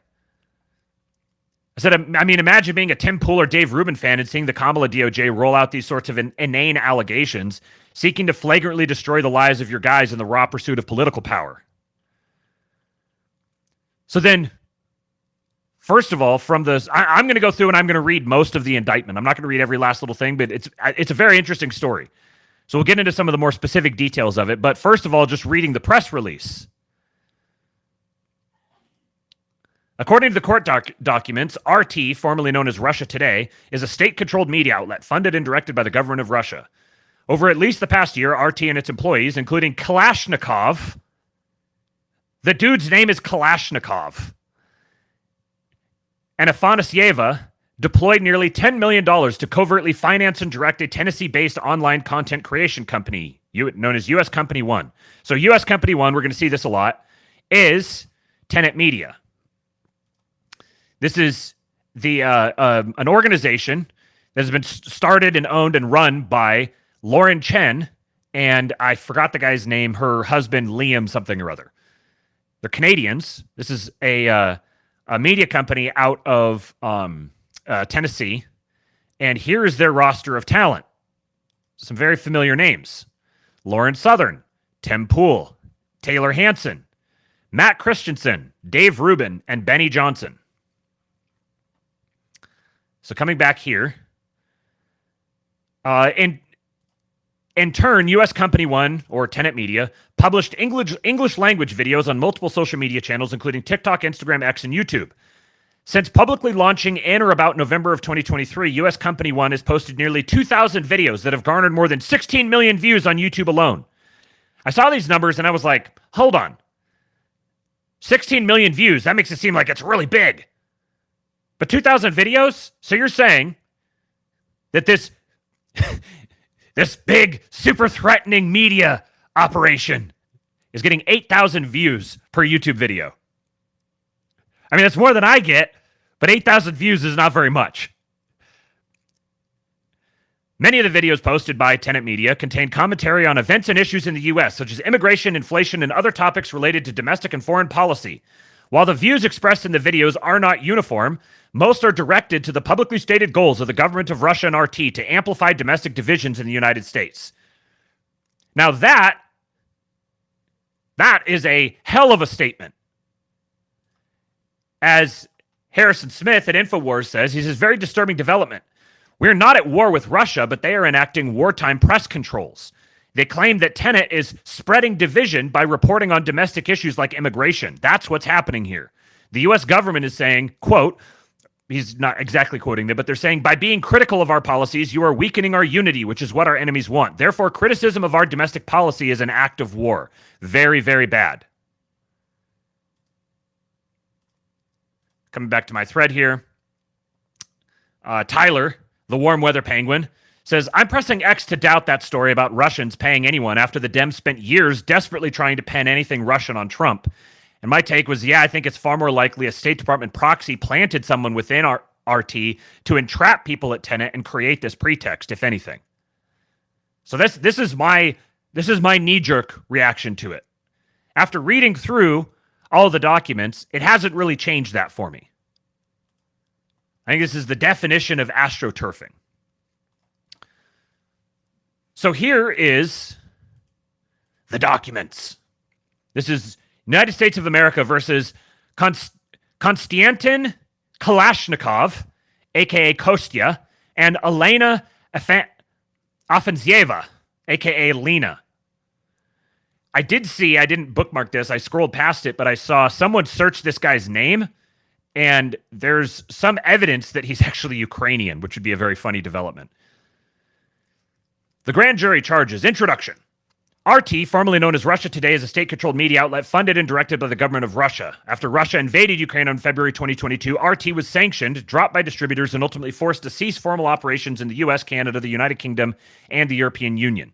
In response, RT created, in the words of its editor-in-chief, an, quote, entire empire of covert projects, end quote, designed to shape public opinion in, quote, Western audiences, end quote. One of RT's, quote, covert projects, end quote, as described herein, is its funding and direction of a Tennessee-based online content creation company known as U.S. Company One or Tenet Media. Jacob Stevens says, Viva Fry did a live stream on it, and the legal spuriousness of indicting media figures for basic political speech not coordinated by the financier is off the charts. Yes. Most media in NYC and Hollywood is owned by foreign entities. Right. So here's the story. Over at least the past year, RT and its employees, including Kostya and Lena, the defendants, have deployed nearly $10 million laundered through a network of foreign shell entities to covertly fund and direct Tenet Media. Tenet Media publishes English-language videos on multiple social media channels, including TikTok, Instagram, X, and YouTube. Using multiple fake personas, Lena edited, posted, and directed the posting of Tenet Media of hundreds of videos. Many of the videos published by Tenet Media contain commentary on events and issues in the United States, such as immigration, inflation, and other topics related to domestic and foreign policy. While the views expressed in the videos are not uniform, the subject matter and content of the videos are often consistent. They're often consistent with, little legal speak, the government of Russia's interest in amplifying U.S. domestic divisions in order to weaken U.S. opposition to core government of Russia interests, such as its ongoing war in Ukraine. The subtext here is, if Americans are talking about these issues and are opposed to things like the ongoing war in Ukraine, which the U.S. formally has no involvement in, then they are functioning as Russian government proxies. So they got more of the details about the views. So Tenet Media never disclosed to its viewers that it was funded and directed by RT, even though Lauren Chen is well documented as having been a part of RT. Like, anyone who's followed Lauren Chen knows that she has been affiliated with RT. Noted Tenet Media or its two founders and principal executives, which is founder one here is Lauren Chen and founder two is Liam, what's his name, her husband. They did not register with the Attorney General as an agent of a foreign principal as required by law. So note that, remember this part here. Tenet Media and its two founders and principal executives did not register with the Attorney General as an agent of a foreign principal as required by law. So Kalashnikov, Afansieva, Lauren Chen, and Liam also worked together to deceive two U.S. online commentators, Commentator 1 and Commentator 2. Now, I believe Commentator 1 is Dave Rubin, and Commentator 2 is Tim Pool, who respectively have over 2.4 million and 1.3 million YouTube subscribers. Lauren and Liam contracted with Dave Rubin and Tim Pool to produce videos using Dave Rubin's and Tim Pool's own names and leveraging their existing audiences for license and publication by Tenet Media. Kalashnikov, Afansieva, Lauren and Liam worked together to mask Tenet Media's true source of funding, i.e. RT, by falsely portraying to Dave Rubin and Tim Pool that Tenet Media was sponsored by a private investor named Edward Grigorian, with two N's. In truth and in fact, Grigorian was a fictional persona. For example, during contract negotiations, Dave Rubin requested that Lauren provide a profile or article on Edward Gregorian. In response, Lauren sent Rubin a one-page profile provided to Lauren by another fictional persona purporting to represent Edward Gregorian, falsely describing Edward Gregorian as a, quote, accomplished finance professional who had held various positions in Brussels and France at a multinational bank, Bank One, including director of private banking division and wealth management. After receiving the fictitious profile, Dave Rubin agreed to work with Tenet Media and produced approximately 130 videos that were published on Tenet Media's platform. So they're talking about the background of RT's connection with the Russian government, banning RT.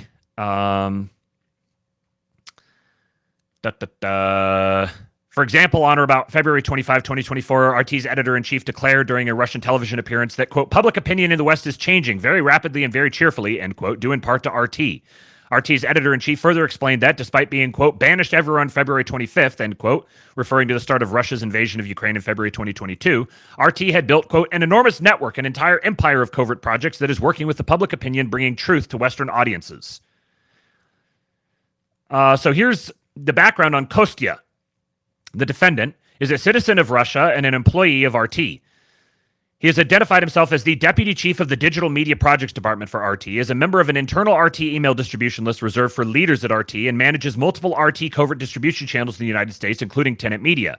As set forth below, Lauren Chen introduced Kostya to U.S. company or to Tenet Media employees and affiliates as a purported outside editor, and Kostya edited Tenet Media content without disclosing that he was working for RT. He also participated in an internal Tenet Media messaging group comprised solely of him, Lauren, Liam, and an individual purporting to act as a representative of Tenet Media investors Edward Gregorian, but who was in fact a fake persona, Persona 1, as described below. I read through the whole thing, and it was not clear to me that they've even identified who the person acting under this persona is. In that group, Kostya monitored discussions of, among other things, Tenet Media's funding, hiring, and contract negotiations with Dave Rubin and Tim Pool. Then you have Lena, a citizen of Russia and an employee of RT. She has identified herself on social media as a producer at RT dealing with overseas affairs and news. He introduced her to Tenet Media staff and contributors as a member of his editing team, and she collected information from and gave direction to Tenet Media personnel on behalf of RT in that covert capacity. She used multiple fake personas at Tenet Media, including Helena Shudra and Victoria Pesti. Lauren and Liam are foreign nationals who reside in the United States. Lauren and Liam jointly control and operate Tenet Media as they are the only authorized signatories for Tenet Media's business checking account, which is held at a bank in the United States. Before operating Tenet Media for RT as set forth below, Lauren and Liam worked directly for RT and its affiliates, including as follows. So it goes through the connections that they had, the videos that they made. RT's parent organization is ANO TV Novosti. Then, okay, this part's important. So to create content for RT pursuant to Lauren's written contract, Lauren worked with Liam and two individual producers, Producer 1 and Producer 2, who to my knowledge have not been identified yet, who later joined Tenet Media. RT invited Lauren to appear on RT television programming, created a dedicated page on RT's website identifying her as a contributor and featuring her articles, and provided an official letter on RT letterhead designating her and him, Liam, as essential workers during the COVID-19 pandemic. So it doesn't really look to me like they were hiding the connection to RT all that much. Thomas says, has Lauren Chen responded to any of this? I've looked but have not seen anything. Last I saw, she hasn't tweeted yet. I'll get to that here in just a little bit. In private correspondence, however, Lauren and Liam recognized that truthfully disclosing their affiliation with RT made it more difficult for them to do business in the United States. For example, in a July 2021 email inviting a contact to apply for a job with RT, Lauren wrote that, quote, RT's budget is going to be larger, end quote, but acknowledged, quote, I know being Russian, some folks in the U.S. aren't too hot on them, LOL, end quote. As another example, in a private exchange on the messaging platform Discord in February of 2022, Producer 1 told Founder 2, or Liam, that, quote, when I was asking people if they wanted to interview, many said yes until I said I was with RT. So I switched to saying I was just working for Lauren. Liam replied, ha, not surprised. In their private correspondence, while working directly for RT pursuant to Lauren's written contract, Lauren and Liam regularly referred to their sponsor, i.e. RT, as the Russians. For example, on or about May 12, 2021, Liam messaged Lauren on Discord, "So we're billing the Russians from the corporation, right?" On or about May 22, 2021, Lauren messaged Liam on Discord, "Also, the Russians paid, so we're good to bill them for the second month, I guess." On or about June 2, 2021, Lauren messaged Liam on Discord, "Also, I say we bill the Russians for the last month once we're done the extra op-eds," referring to Lauren's paid opinion articles for RT. And on or about January 5, 2022, Founder 2 messaged an acquaintance on Discord about paid leave that, quote, the Russians had offered to Lauren. From in or about October 21 to in or about May of 2022, separate and apart from Lauren's contract with RT's parent organization, A&O TV Novosti, Liam also worked directly for RT, and Rupli, I can't remember how you pronounce this, but it's the German version of an LLC, RT's German subsidiary. Founder tour, Liam's paid work for RT included, among other things, preparing English language text messages describing news events. They had overlapping business contacts. And let me get down to their negotiations with Dave Rubin and Tim Pool. Background on the Foreign Agents Registration Act, because this is the thing that the two Russians, Kalashnikov and whatever her name is, Lena, this is what they're being charged with violating. In or about December of 2022, Lauren began working with an individual operating under the fictitious name Edward Gregorian and 3 purported representatives of Edward Gregorian, Persona 1, and 2 additional purported representatives, Persona 2 and Persona 3, to launch a new YouTube channel initially under the name Viewpoint Productions. On or about January 10 of 2023, Persona 2 told Lauren that Lauren's first task was to find a personality that could serve as the face of the channel, and that for the right candidate, were willing to pay around $1 to $2 million per year. On or about January 13, 2023, Persona 2 sent Lauren a proposed contract for Lauren's influencer talent scouting services, with Lauren listed as the agent and a Hungarian entity, Hungarian Shell Entity 1, listed as the client. Hungarian Shell Entity 1 has no publicly available website. In exchange for Lauren's services, the proposed contract awarded Lauren $8,000 per month, plus a percentage of any deals that Lauren closed with influencers. Over the next several months, while Lauren continued to negotiate Lauren's contract, Lauren accepted interim payments and began to scout for influencers for the new YouTube channel for Edward Gregorian. Beginning in or about February of 2023, Lauren solicited Dave Rubin and Tim Pool to perform work on behalf of Edward Gregorian. For example, on or about February 6, 2023, Persona 1 emailed Lauren a short list of candidates for the YouTube channel, including Dave Rubin and Tim Pool. In the same email, Persona 1 attached a receipt for an $8,000 money transfer from an entity in the Czech Republic to Lauren's Canadian company. Persona 1 requested that Lauren submit an invoice for Lauren's consultation services to Czech Shell Entity 1, which Persona 1 described as our Czech sister company. Czech Shell Entity has a website purporting to sell automobile parts, but also listing unrelated services, for example, Cyber Armor Suite, fortifying your digital defenses. The website makes no mention of Edward Gregorian, Persona 1, Persona 2, Persona 3, Viewpoint Productions, or Hungarian Shell Entity 1. On or about February 6, 2023, Lauren responded to Persona 2 that Lauren had let Liam, quote, who I work with and who handles finances, know to get an invoice done, end quote.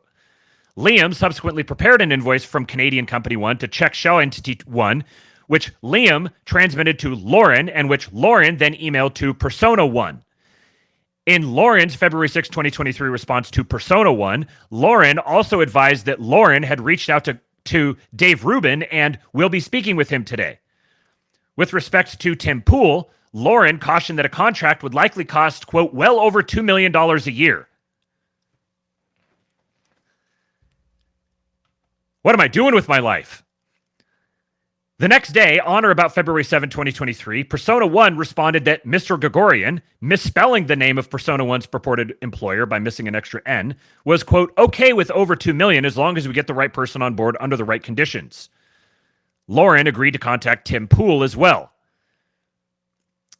On or about February 8, 2023, Founder 1, or Lauren, reported to Persona 1 on Lauren's outreach to Dave Rubin and Tim Pool.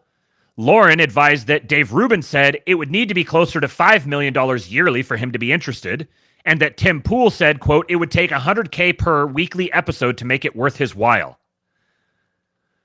Good grief. Lauren cautioned that, quote, from a profitability standpoint, it would be very hard for Viewpoint, i.e. the initial public-facing name of the new venture, to recoup the costs for the likes of Dave Rubin and Tim Pool based on ad revenue from web traffic or sponsors alone. You don't think. 8,000 views an episode, and they're paying them millions. Despite Founder One's warning that, despite Lauren's warning that Dave Rubin and Tim Pool would not be profitable to employ, on or about February 14, 2023, Persona One informed Lauren that, quote, we would love to move forward with Dave Rubin and Tim Pool. On or about February 17, 2023, Lauren sent an email introducing Tim Pool to Edward Gregorian, Persona One, and Persona Two. Again, we haven't seen who Persona One and Persona Two actually are, or even who Edward Gregorian actually is. The parties arranged a call between Dave Rubin or Tim Pool and Edward Gregorian, which took place on or about February 22, 2023.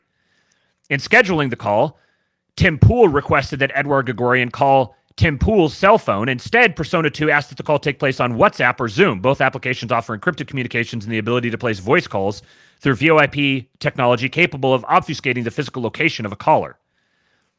On or about February 22, 2023, Lauren emailed Persona 1 that Lauren had spoken with Tim Pool, who was happy with the licensing arrangement that was discussed on Tim Pool's call with Edward Gregorian. Lauren continued, however, that Tim Pool, quote, still would like to know more about the company and who he will be working with.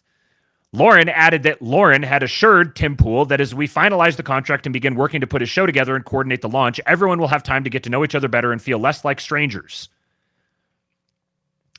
On or about February 28, 2023, Lauren emailed Persona 1 that Lauren had spoken with Dave Rubin, who would, quote, like some material about Mr. Gregorian to learn a bit about who Dave Rubin would be working with.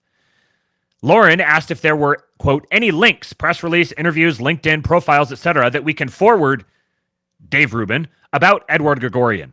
I just like to say here that as I think it's possible to occupy two spaces here where this is very obviously I'm no fan of the DOJ, and this is a very clearly a politically motivated prosecution effort that I am still very strongly inclined to believe that this was a honeypot by some State Department proxy. However, Lauren Chen made it very, very easy for them. I cannot fathom, and maybe this is just because I don't live in that world, but I cannot fathom negotiating these types of deals with this person like this and like going out and getting Dave Rubin and Tim Pool and Benny Johnson and pulling them in and being like, hey, come produce this thing for us. We've got these shadowy financiers that we don't really know. Hey, can you get me some stuff about that guy that I'm negotiating on behalf of? Don't worry. Once we get this all together, then we'll all get a chance to get to know each other. Either Lauren Chen was consciously engaged in an entrapment op, or she's just not very smart. There's all sorts of red flags all over this. On or about March 2, 2023, Persona 1 responded to Lauren's email, writing that Persona 1 was unsure that, quote, Mr. Gregorian gave out any public interviews, but you could send Dave Rubin our LinkedIn page with a hyperlink to a LinkedIn page for Viewpoint Productions. He's like, hey, I'd like to know something about these people who are going to be financing this and paying me to be a part of Viewpoint Productions. Oh, here, send them our LinkedIn. Persona 1 also attached a receipt for another $8,000 money transfer from Czech Shell Entity 1 to Canadian Company 1, to their parent company. On or about April 21, 2023. So these negotiations have been happening for like 4 or 5 months at this point. Lauren performed Google searches for Edward Gregorian and for Bank One Edward Gregorian. Which this implies to me that she was like, oh, whatever, there's some guy I've been connected to that's offering to pay this stuff, and I don't really know who he is or what he's all about. I'm going to try to do a little bit of searching and see if even I can figure something, like months into this process. So I'm very much inclined to land on the side of she's not very bright. On or about April 24, 2023, Lauren emailed Persona One that Dave Rubin was really insisting on seeing some materials, profile, article, whatever, on Edward before Dave Rubin feels comfortable moving forward. Is there anything we can provide Dave Rubin with?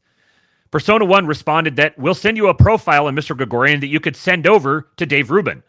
So before it was send him the LinkedIn for our company that we're putting together. Then she goes and searches for him.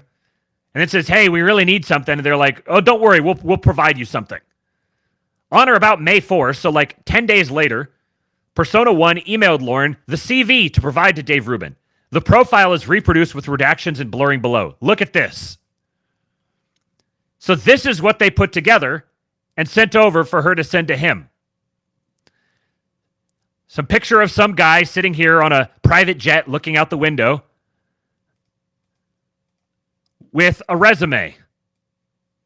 Experienced finance professional and investor, deeply engaged in business and philanthropy, leveraging skills and resources to drive positive impact. Supporting a range of organizations worldwide with a dynamic presence mainly in Brussels and London, engaging in personal and professional pursuits in each location with a focus on poverty alleviation, championing free speech, and advocating for social justice causes. So this was the CV that they threw together and sent over. Which you'd think if something like this existed, if I'm Dave Rubin and I'm like, hey, could you give me some background on this guy who's paying for all this? And, oh yeah, here, have a link to our LinkedIn page. All right, well, could you actually send me something about the guy? And like a month later, you finally get something and it's, okay, so why couldn't you have just sent this before? Obviously, you just put something together to send over to me. And then it specifically says advocating for social justice causes. So they've got his whole CV here, which then you think it would be very easy to follow up on. They're actually listing specific companies, universities.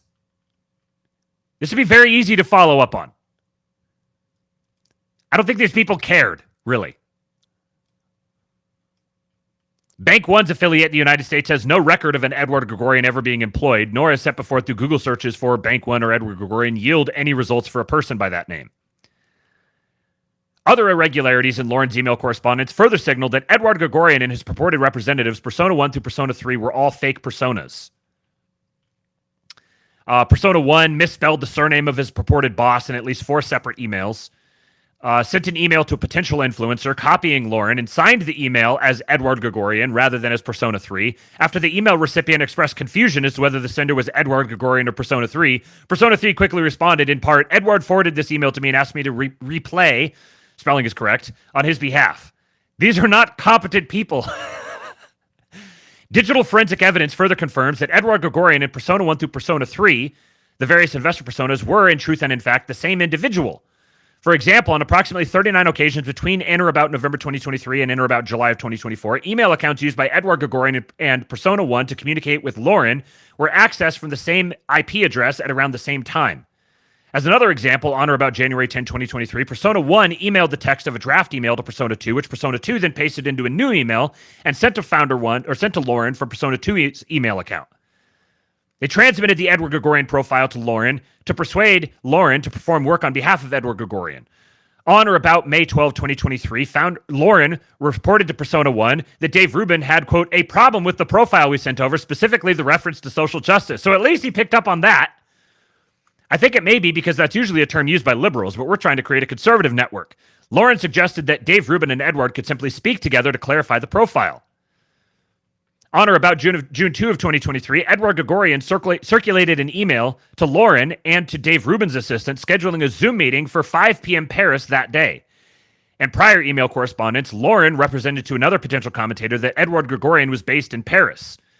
At approximately 8:58 Central Time that day, Edward Gregorian, quote-unquote, replied to his early email, I am there, guys. The time, in fact, was 3:58 p.m. in Paris, but it was 4:58 p.m. in Moscow. Approximately 2 minutes later, Edward Gregorian performed a Google search for time in Paris. Edward Gregorian then replied again to his email in part, sorry, wrong hour, didn't sync the calendar. After further negotiations, in which Liam also participated, Lauren and the purported representatives of Edward Gregorian secured contracts with Dave Rubin and Tim Pool. So after all of this, then they just secured the contracts and moved on. But I haven't seen, and maybe I glossed over it, but I haven't seen anywhere where they actually indicate who this person, who is Edward Gregorian and Persona 1 through Persona 3, they're all the same person.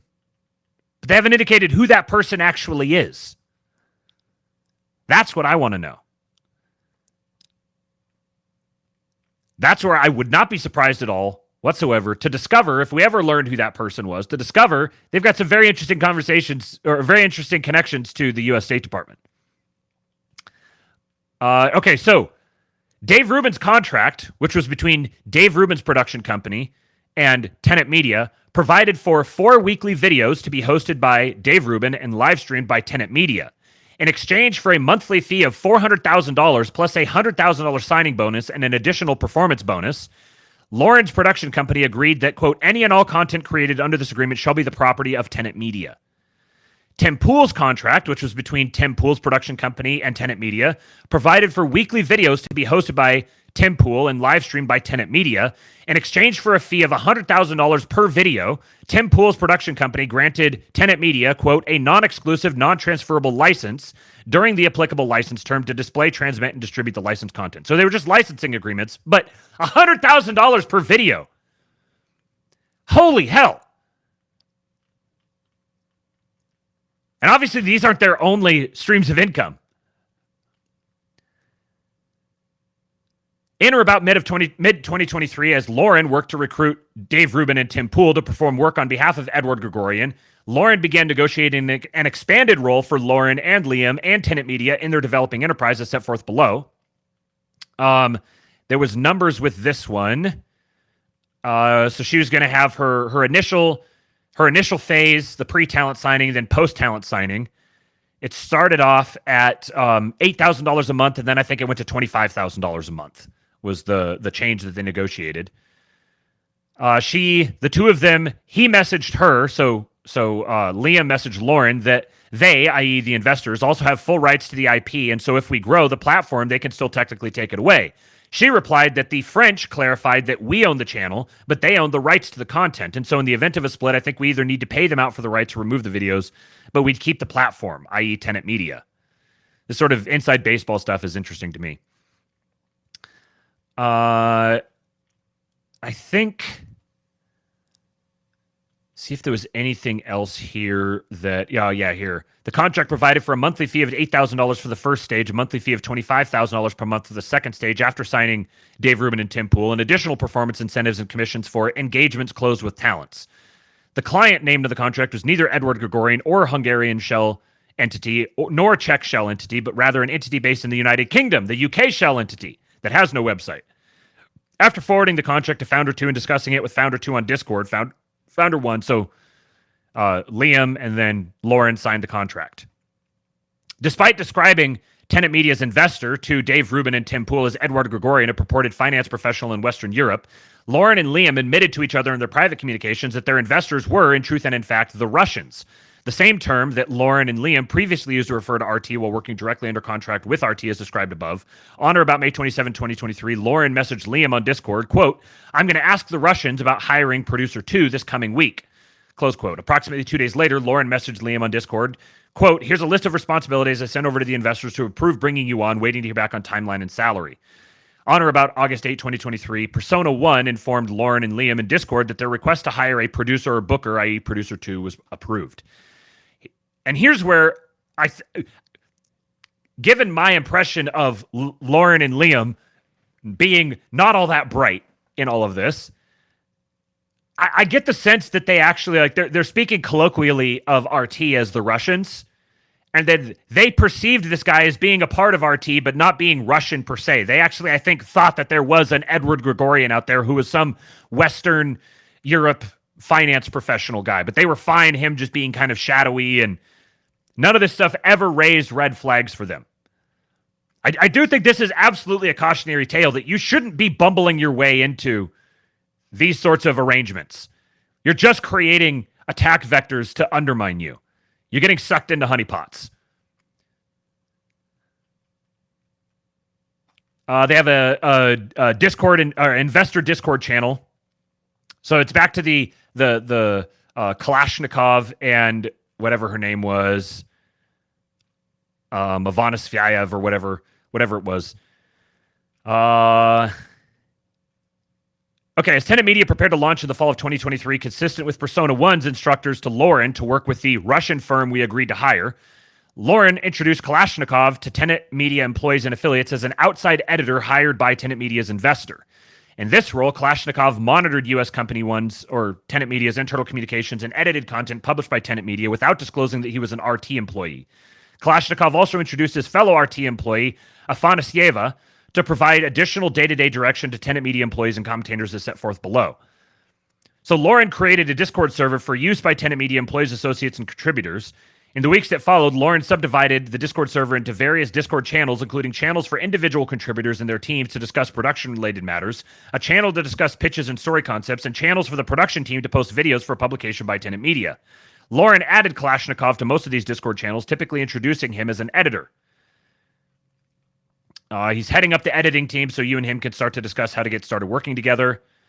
Then we also get commentator 4. I think commentator 3 is Benny Johnson, and commentator 4 is Lauren Southern. I'm pretty sure. There's also commentator 5, which is either Taylor Hanson or Matt Christensen. Actually, commentator 5 might have been Lauren Southern, and then commentator 4 would probably be Matt Christensen. Commentator 3 would be Benny Johnson.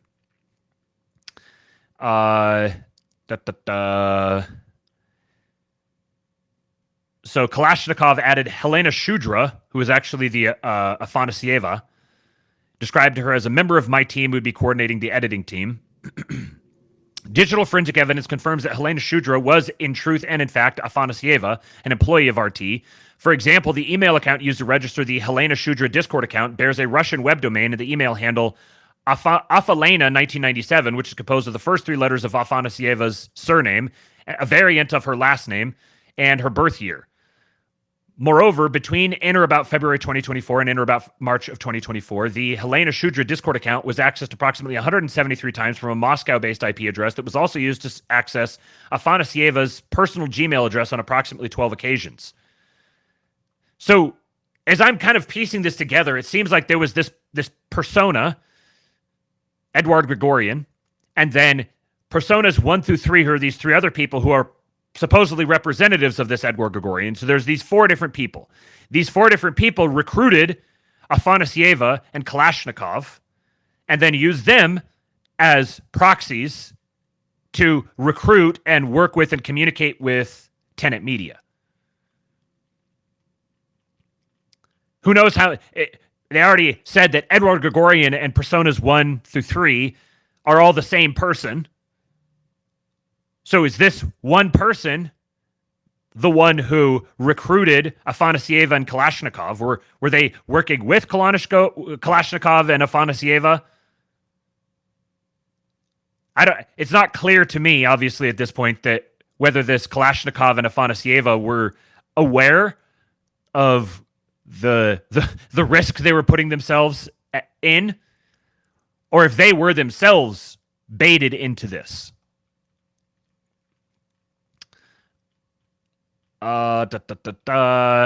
Commentator 6. There's a point here where it refers to one of the commentators as she, which is what reveals. Here it is. I do worry that neither commentator 3, who I think is Benny Johnson, nor Dave Rubin share any raw videos posted on X. Tim Pool shared only 1 video this week. Commentator 4 didn't share any raw videos. She only shared her many documents promo. So commentator 4 is Lauren Southern. Commentator 5 is good at sharing our content so far. So that would leave commentator 5 and commentator 6 are Taylor Hanson and Matt Christensen. Not sure which one's which. And I don't think it's clear from the rest of this. So they're trying to get him to share videos in different time frames, and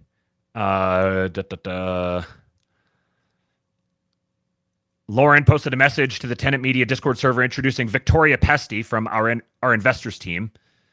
Afanasieva, as Victoria Pesty, announced that from now on, our top priority should be establishing Tenet Media social media presence, and we do ask you to start sharing Tenet Media posts through your own accounts daily.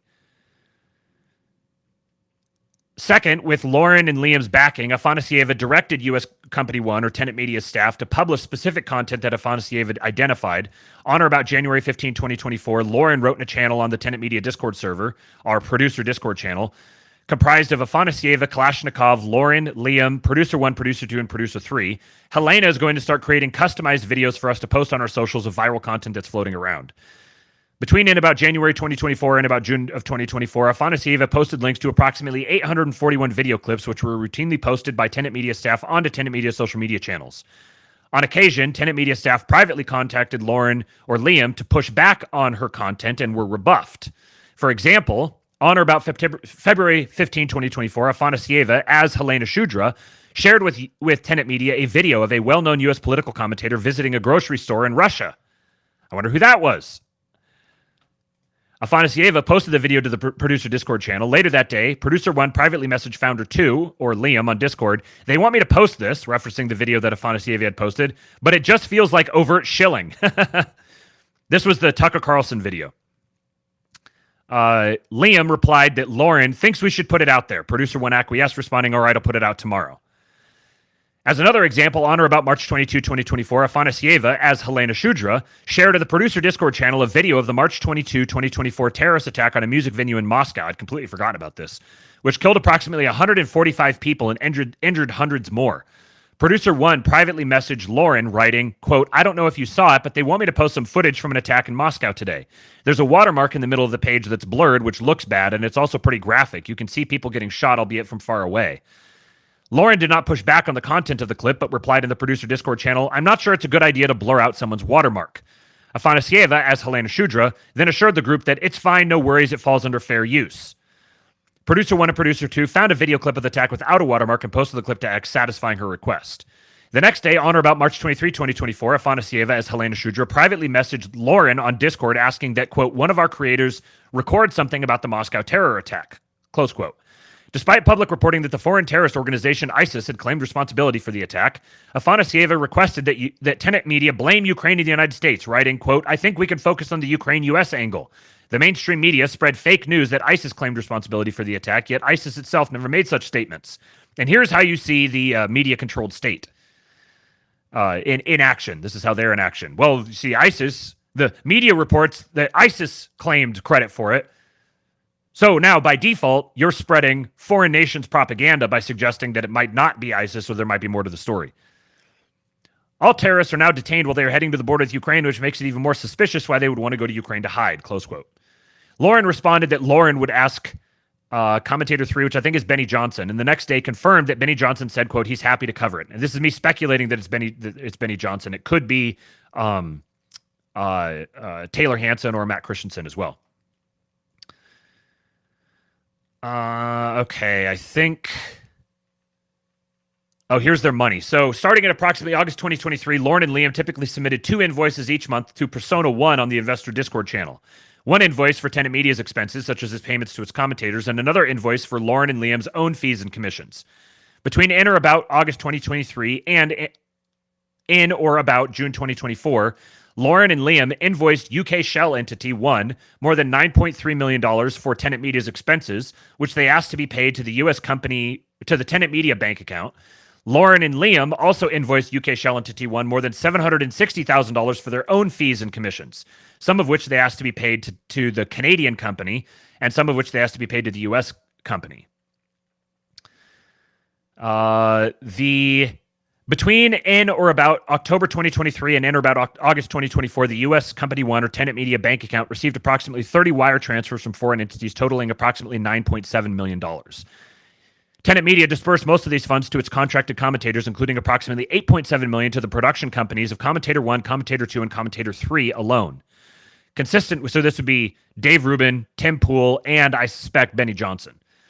Consistent with Lauren's February 8, 2023 warning to Persona 1 that, quote, it would be very hard to recoup the costs for the likes of Dave Rubin and Tim Pool based on ad revenue from web traffic or sponsors alone, Tenet Media's foreign wire transfers far exceeded its receipts of advertising revenue. Indeed, the approximately $9.7 million that Tenet Media received from foreign wire transfers represented nearly 90% of all the deposits into the Tenet Media bank account from in or about October 2023 to in or about August of 2024.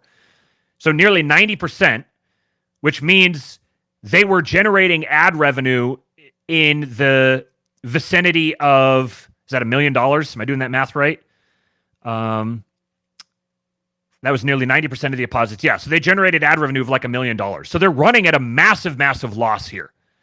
Like, this should be a huge red flag. If I was running a company like this and all the money was just coming in from investors and we were running at like a 90% loss, otherwise, I would think there was something going on. I wouldn't be running something like this.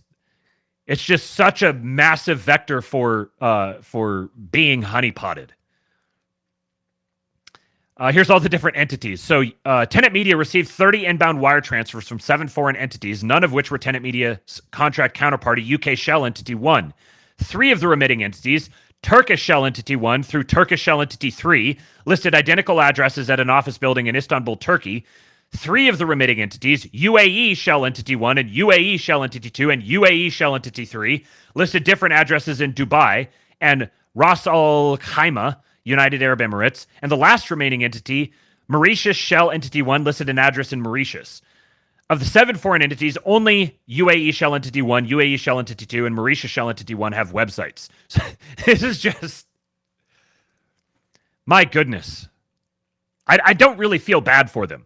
Like, I think what's happening to them is it's clearly political prosecution operating as a proxy of the DNC campaign, but they couldn't have made it easier on themselves. Talking about the different entities, some of the stuff that they're involved in. Contrary to Tenet Media's invoices, which reflect fees for staff and commentators, as well as Lauren and Liam's commissions, the wire notes of many of Tenet Media's inbound wire transfers ascribe the payments to the purchase of electronics. For example, the wire note for Turkish Shell Entity 1's $318,800 wire payment to U.S. Company 1, or Tenet Media, on March 1, 2024, read, buying goods, invoice .013, iPhone 15 Pro Max, 512 gigabytes. Just so many stupid mistakes. To deliver funds into the Tenet Media bank account, which of their 30 inbound international wire transfers, which total nearly $10 million, is set forth above, utilized a correspondent bank in Manhattan.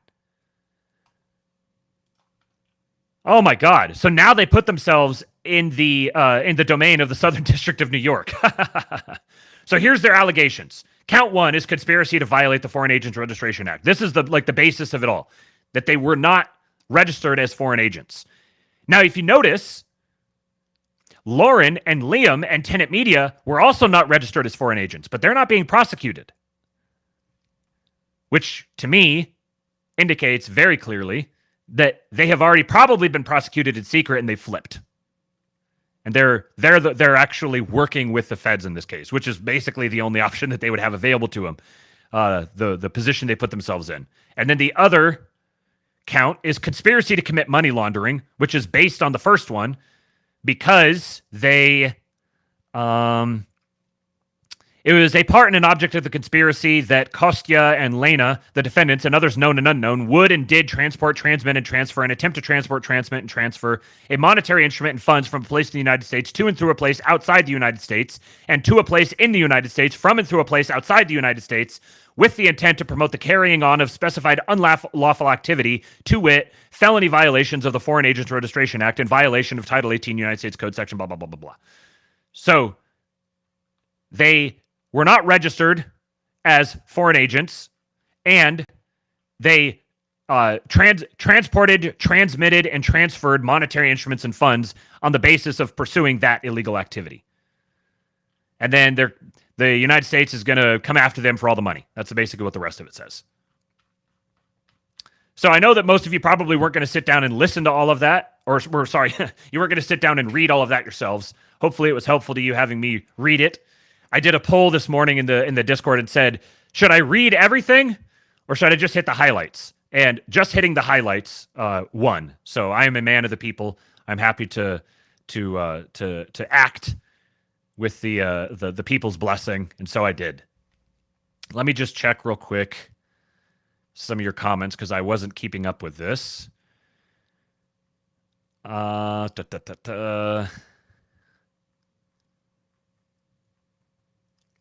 Andrew says, this whole indictment makes me recall my military-industrial complex lobbyist uncle's teaching to me. If you wouldn't want it on the front page of the Washington Post, then don't put it in writing. Uh-huh.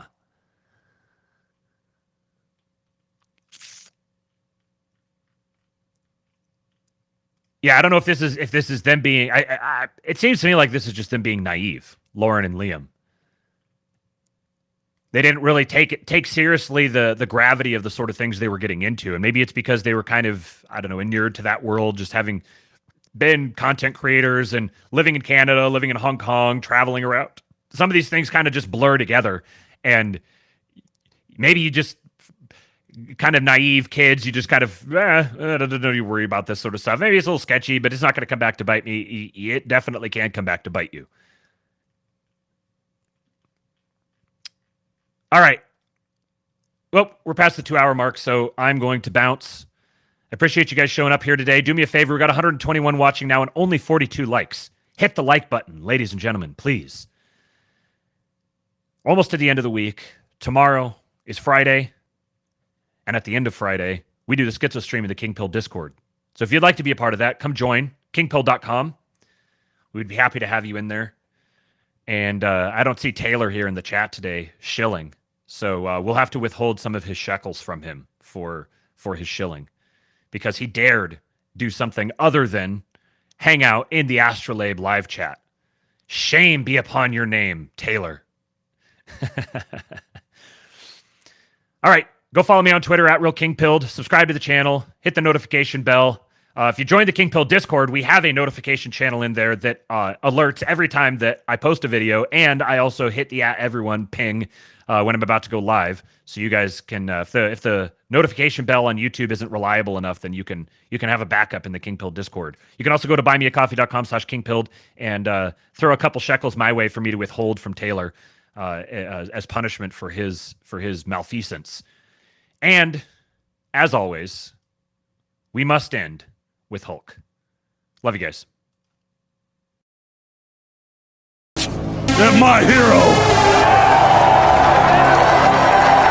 And they tried to kill the next president of the United States. Enough was enough.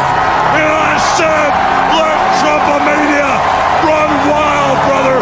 Let Trumpomania rule again. Let Trumpomania make America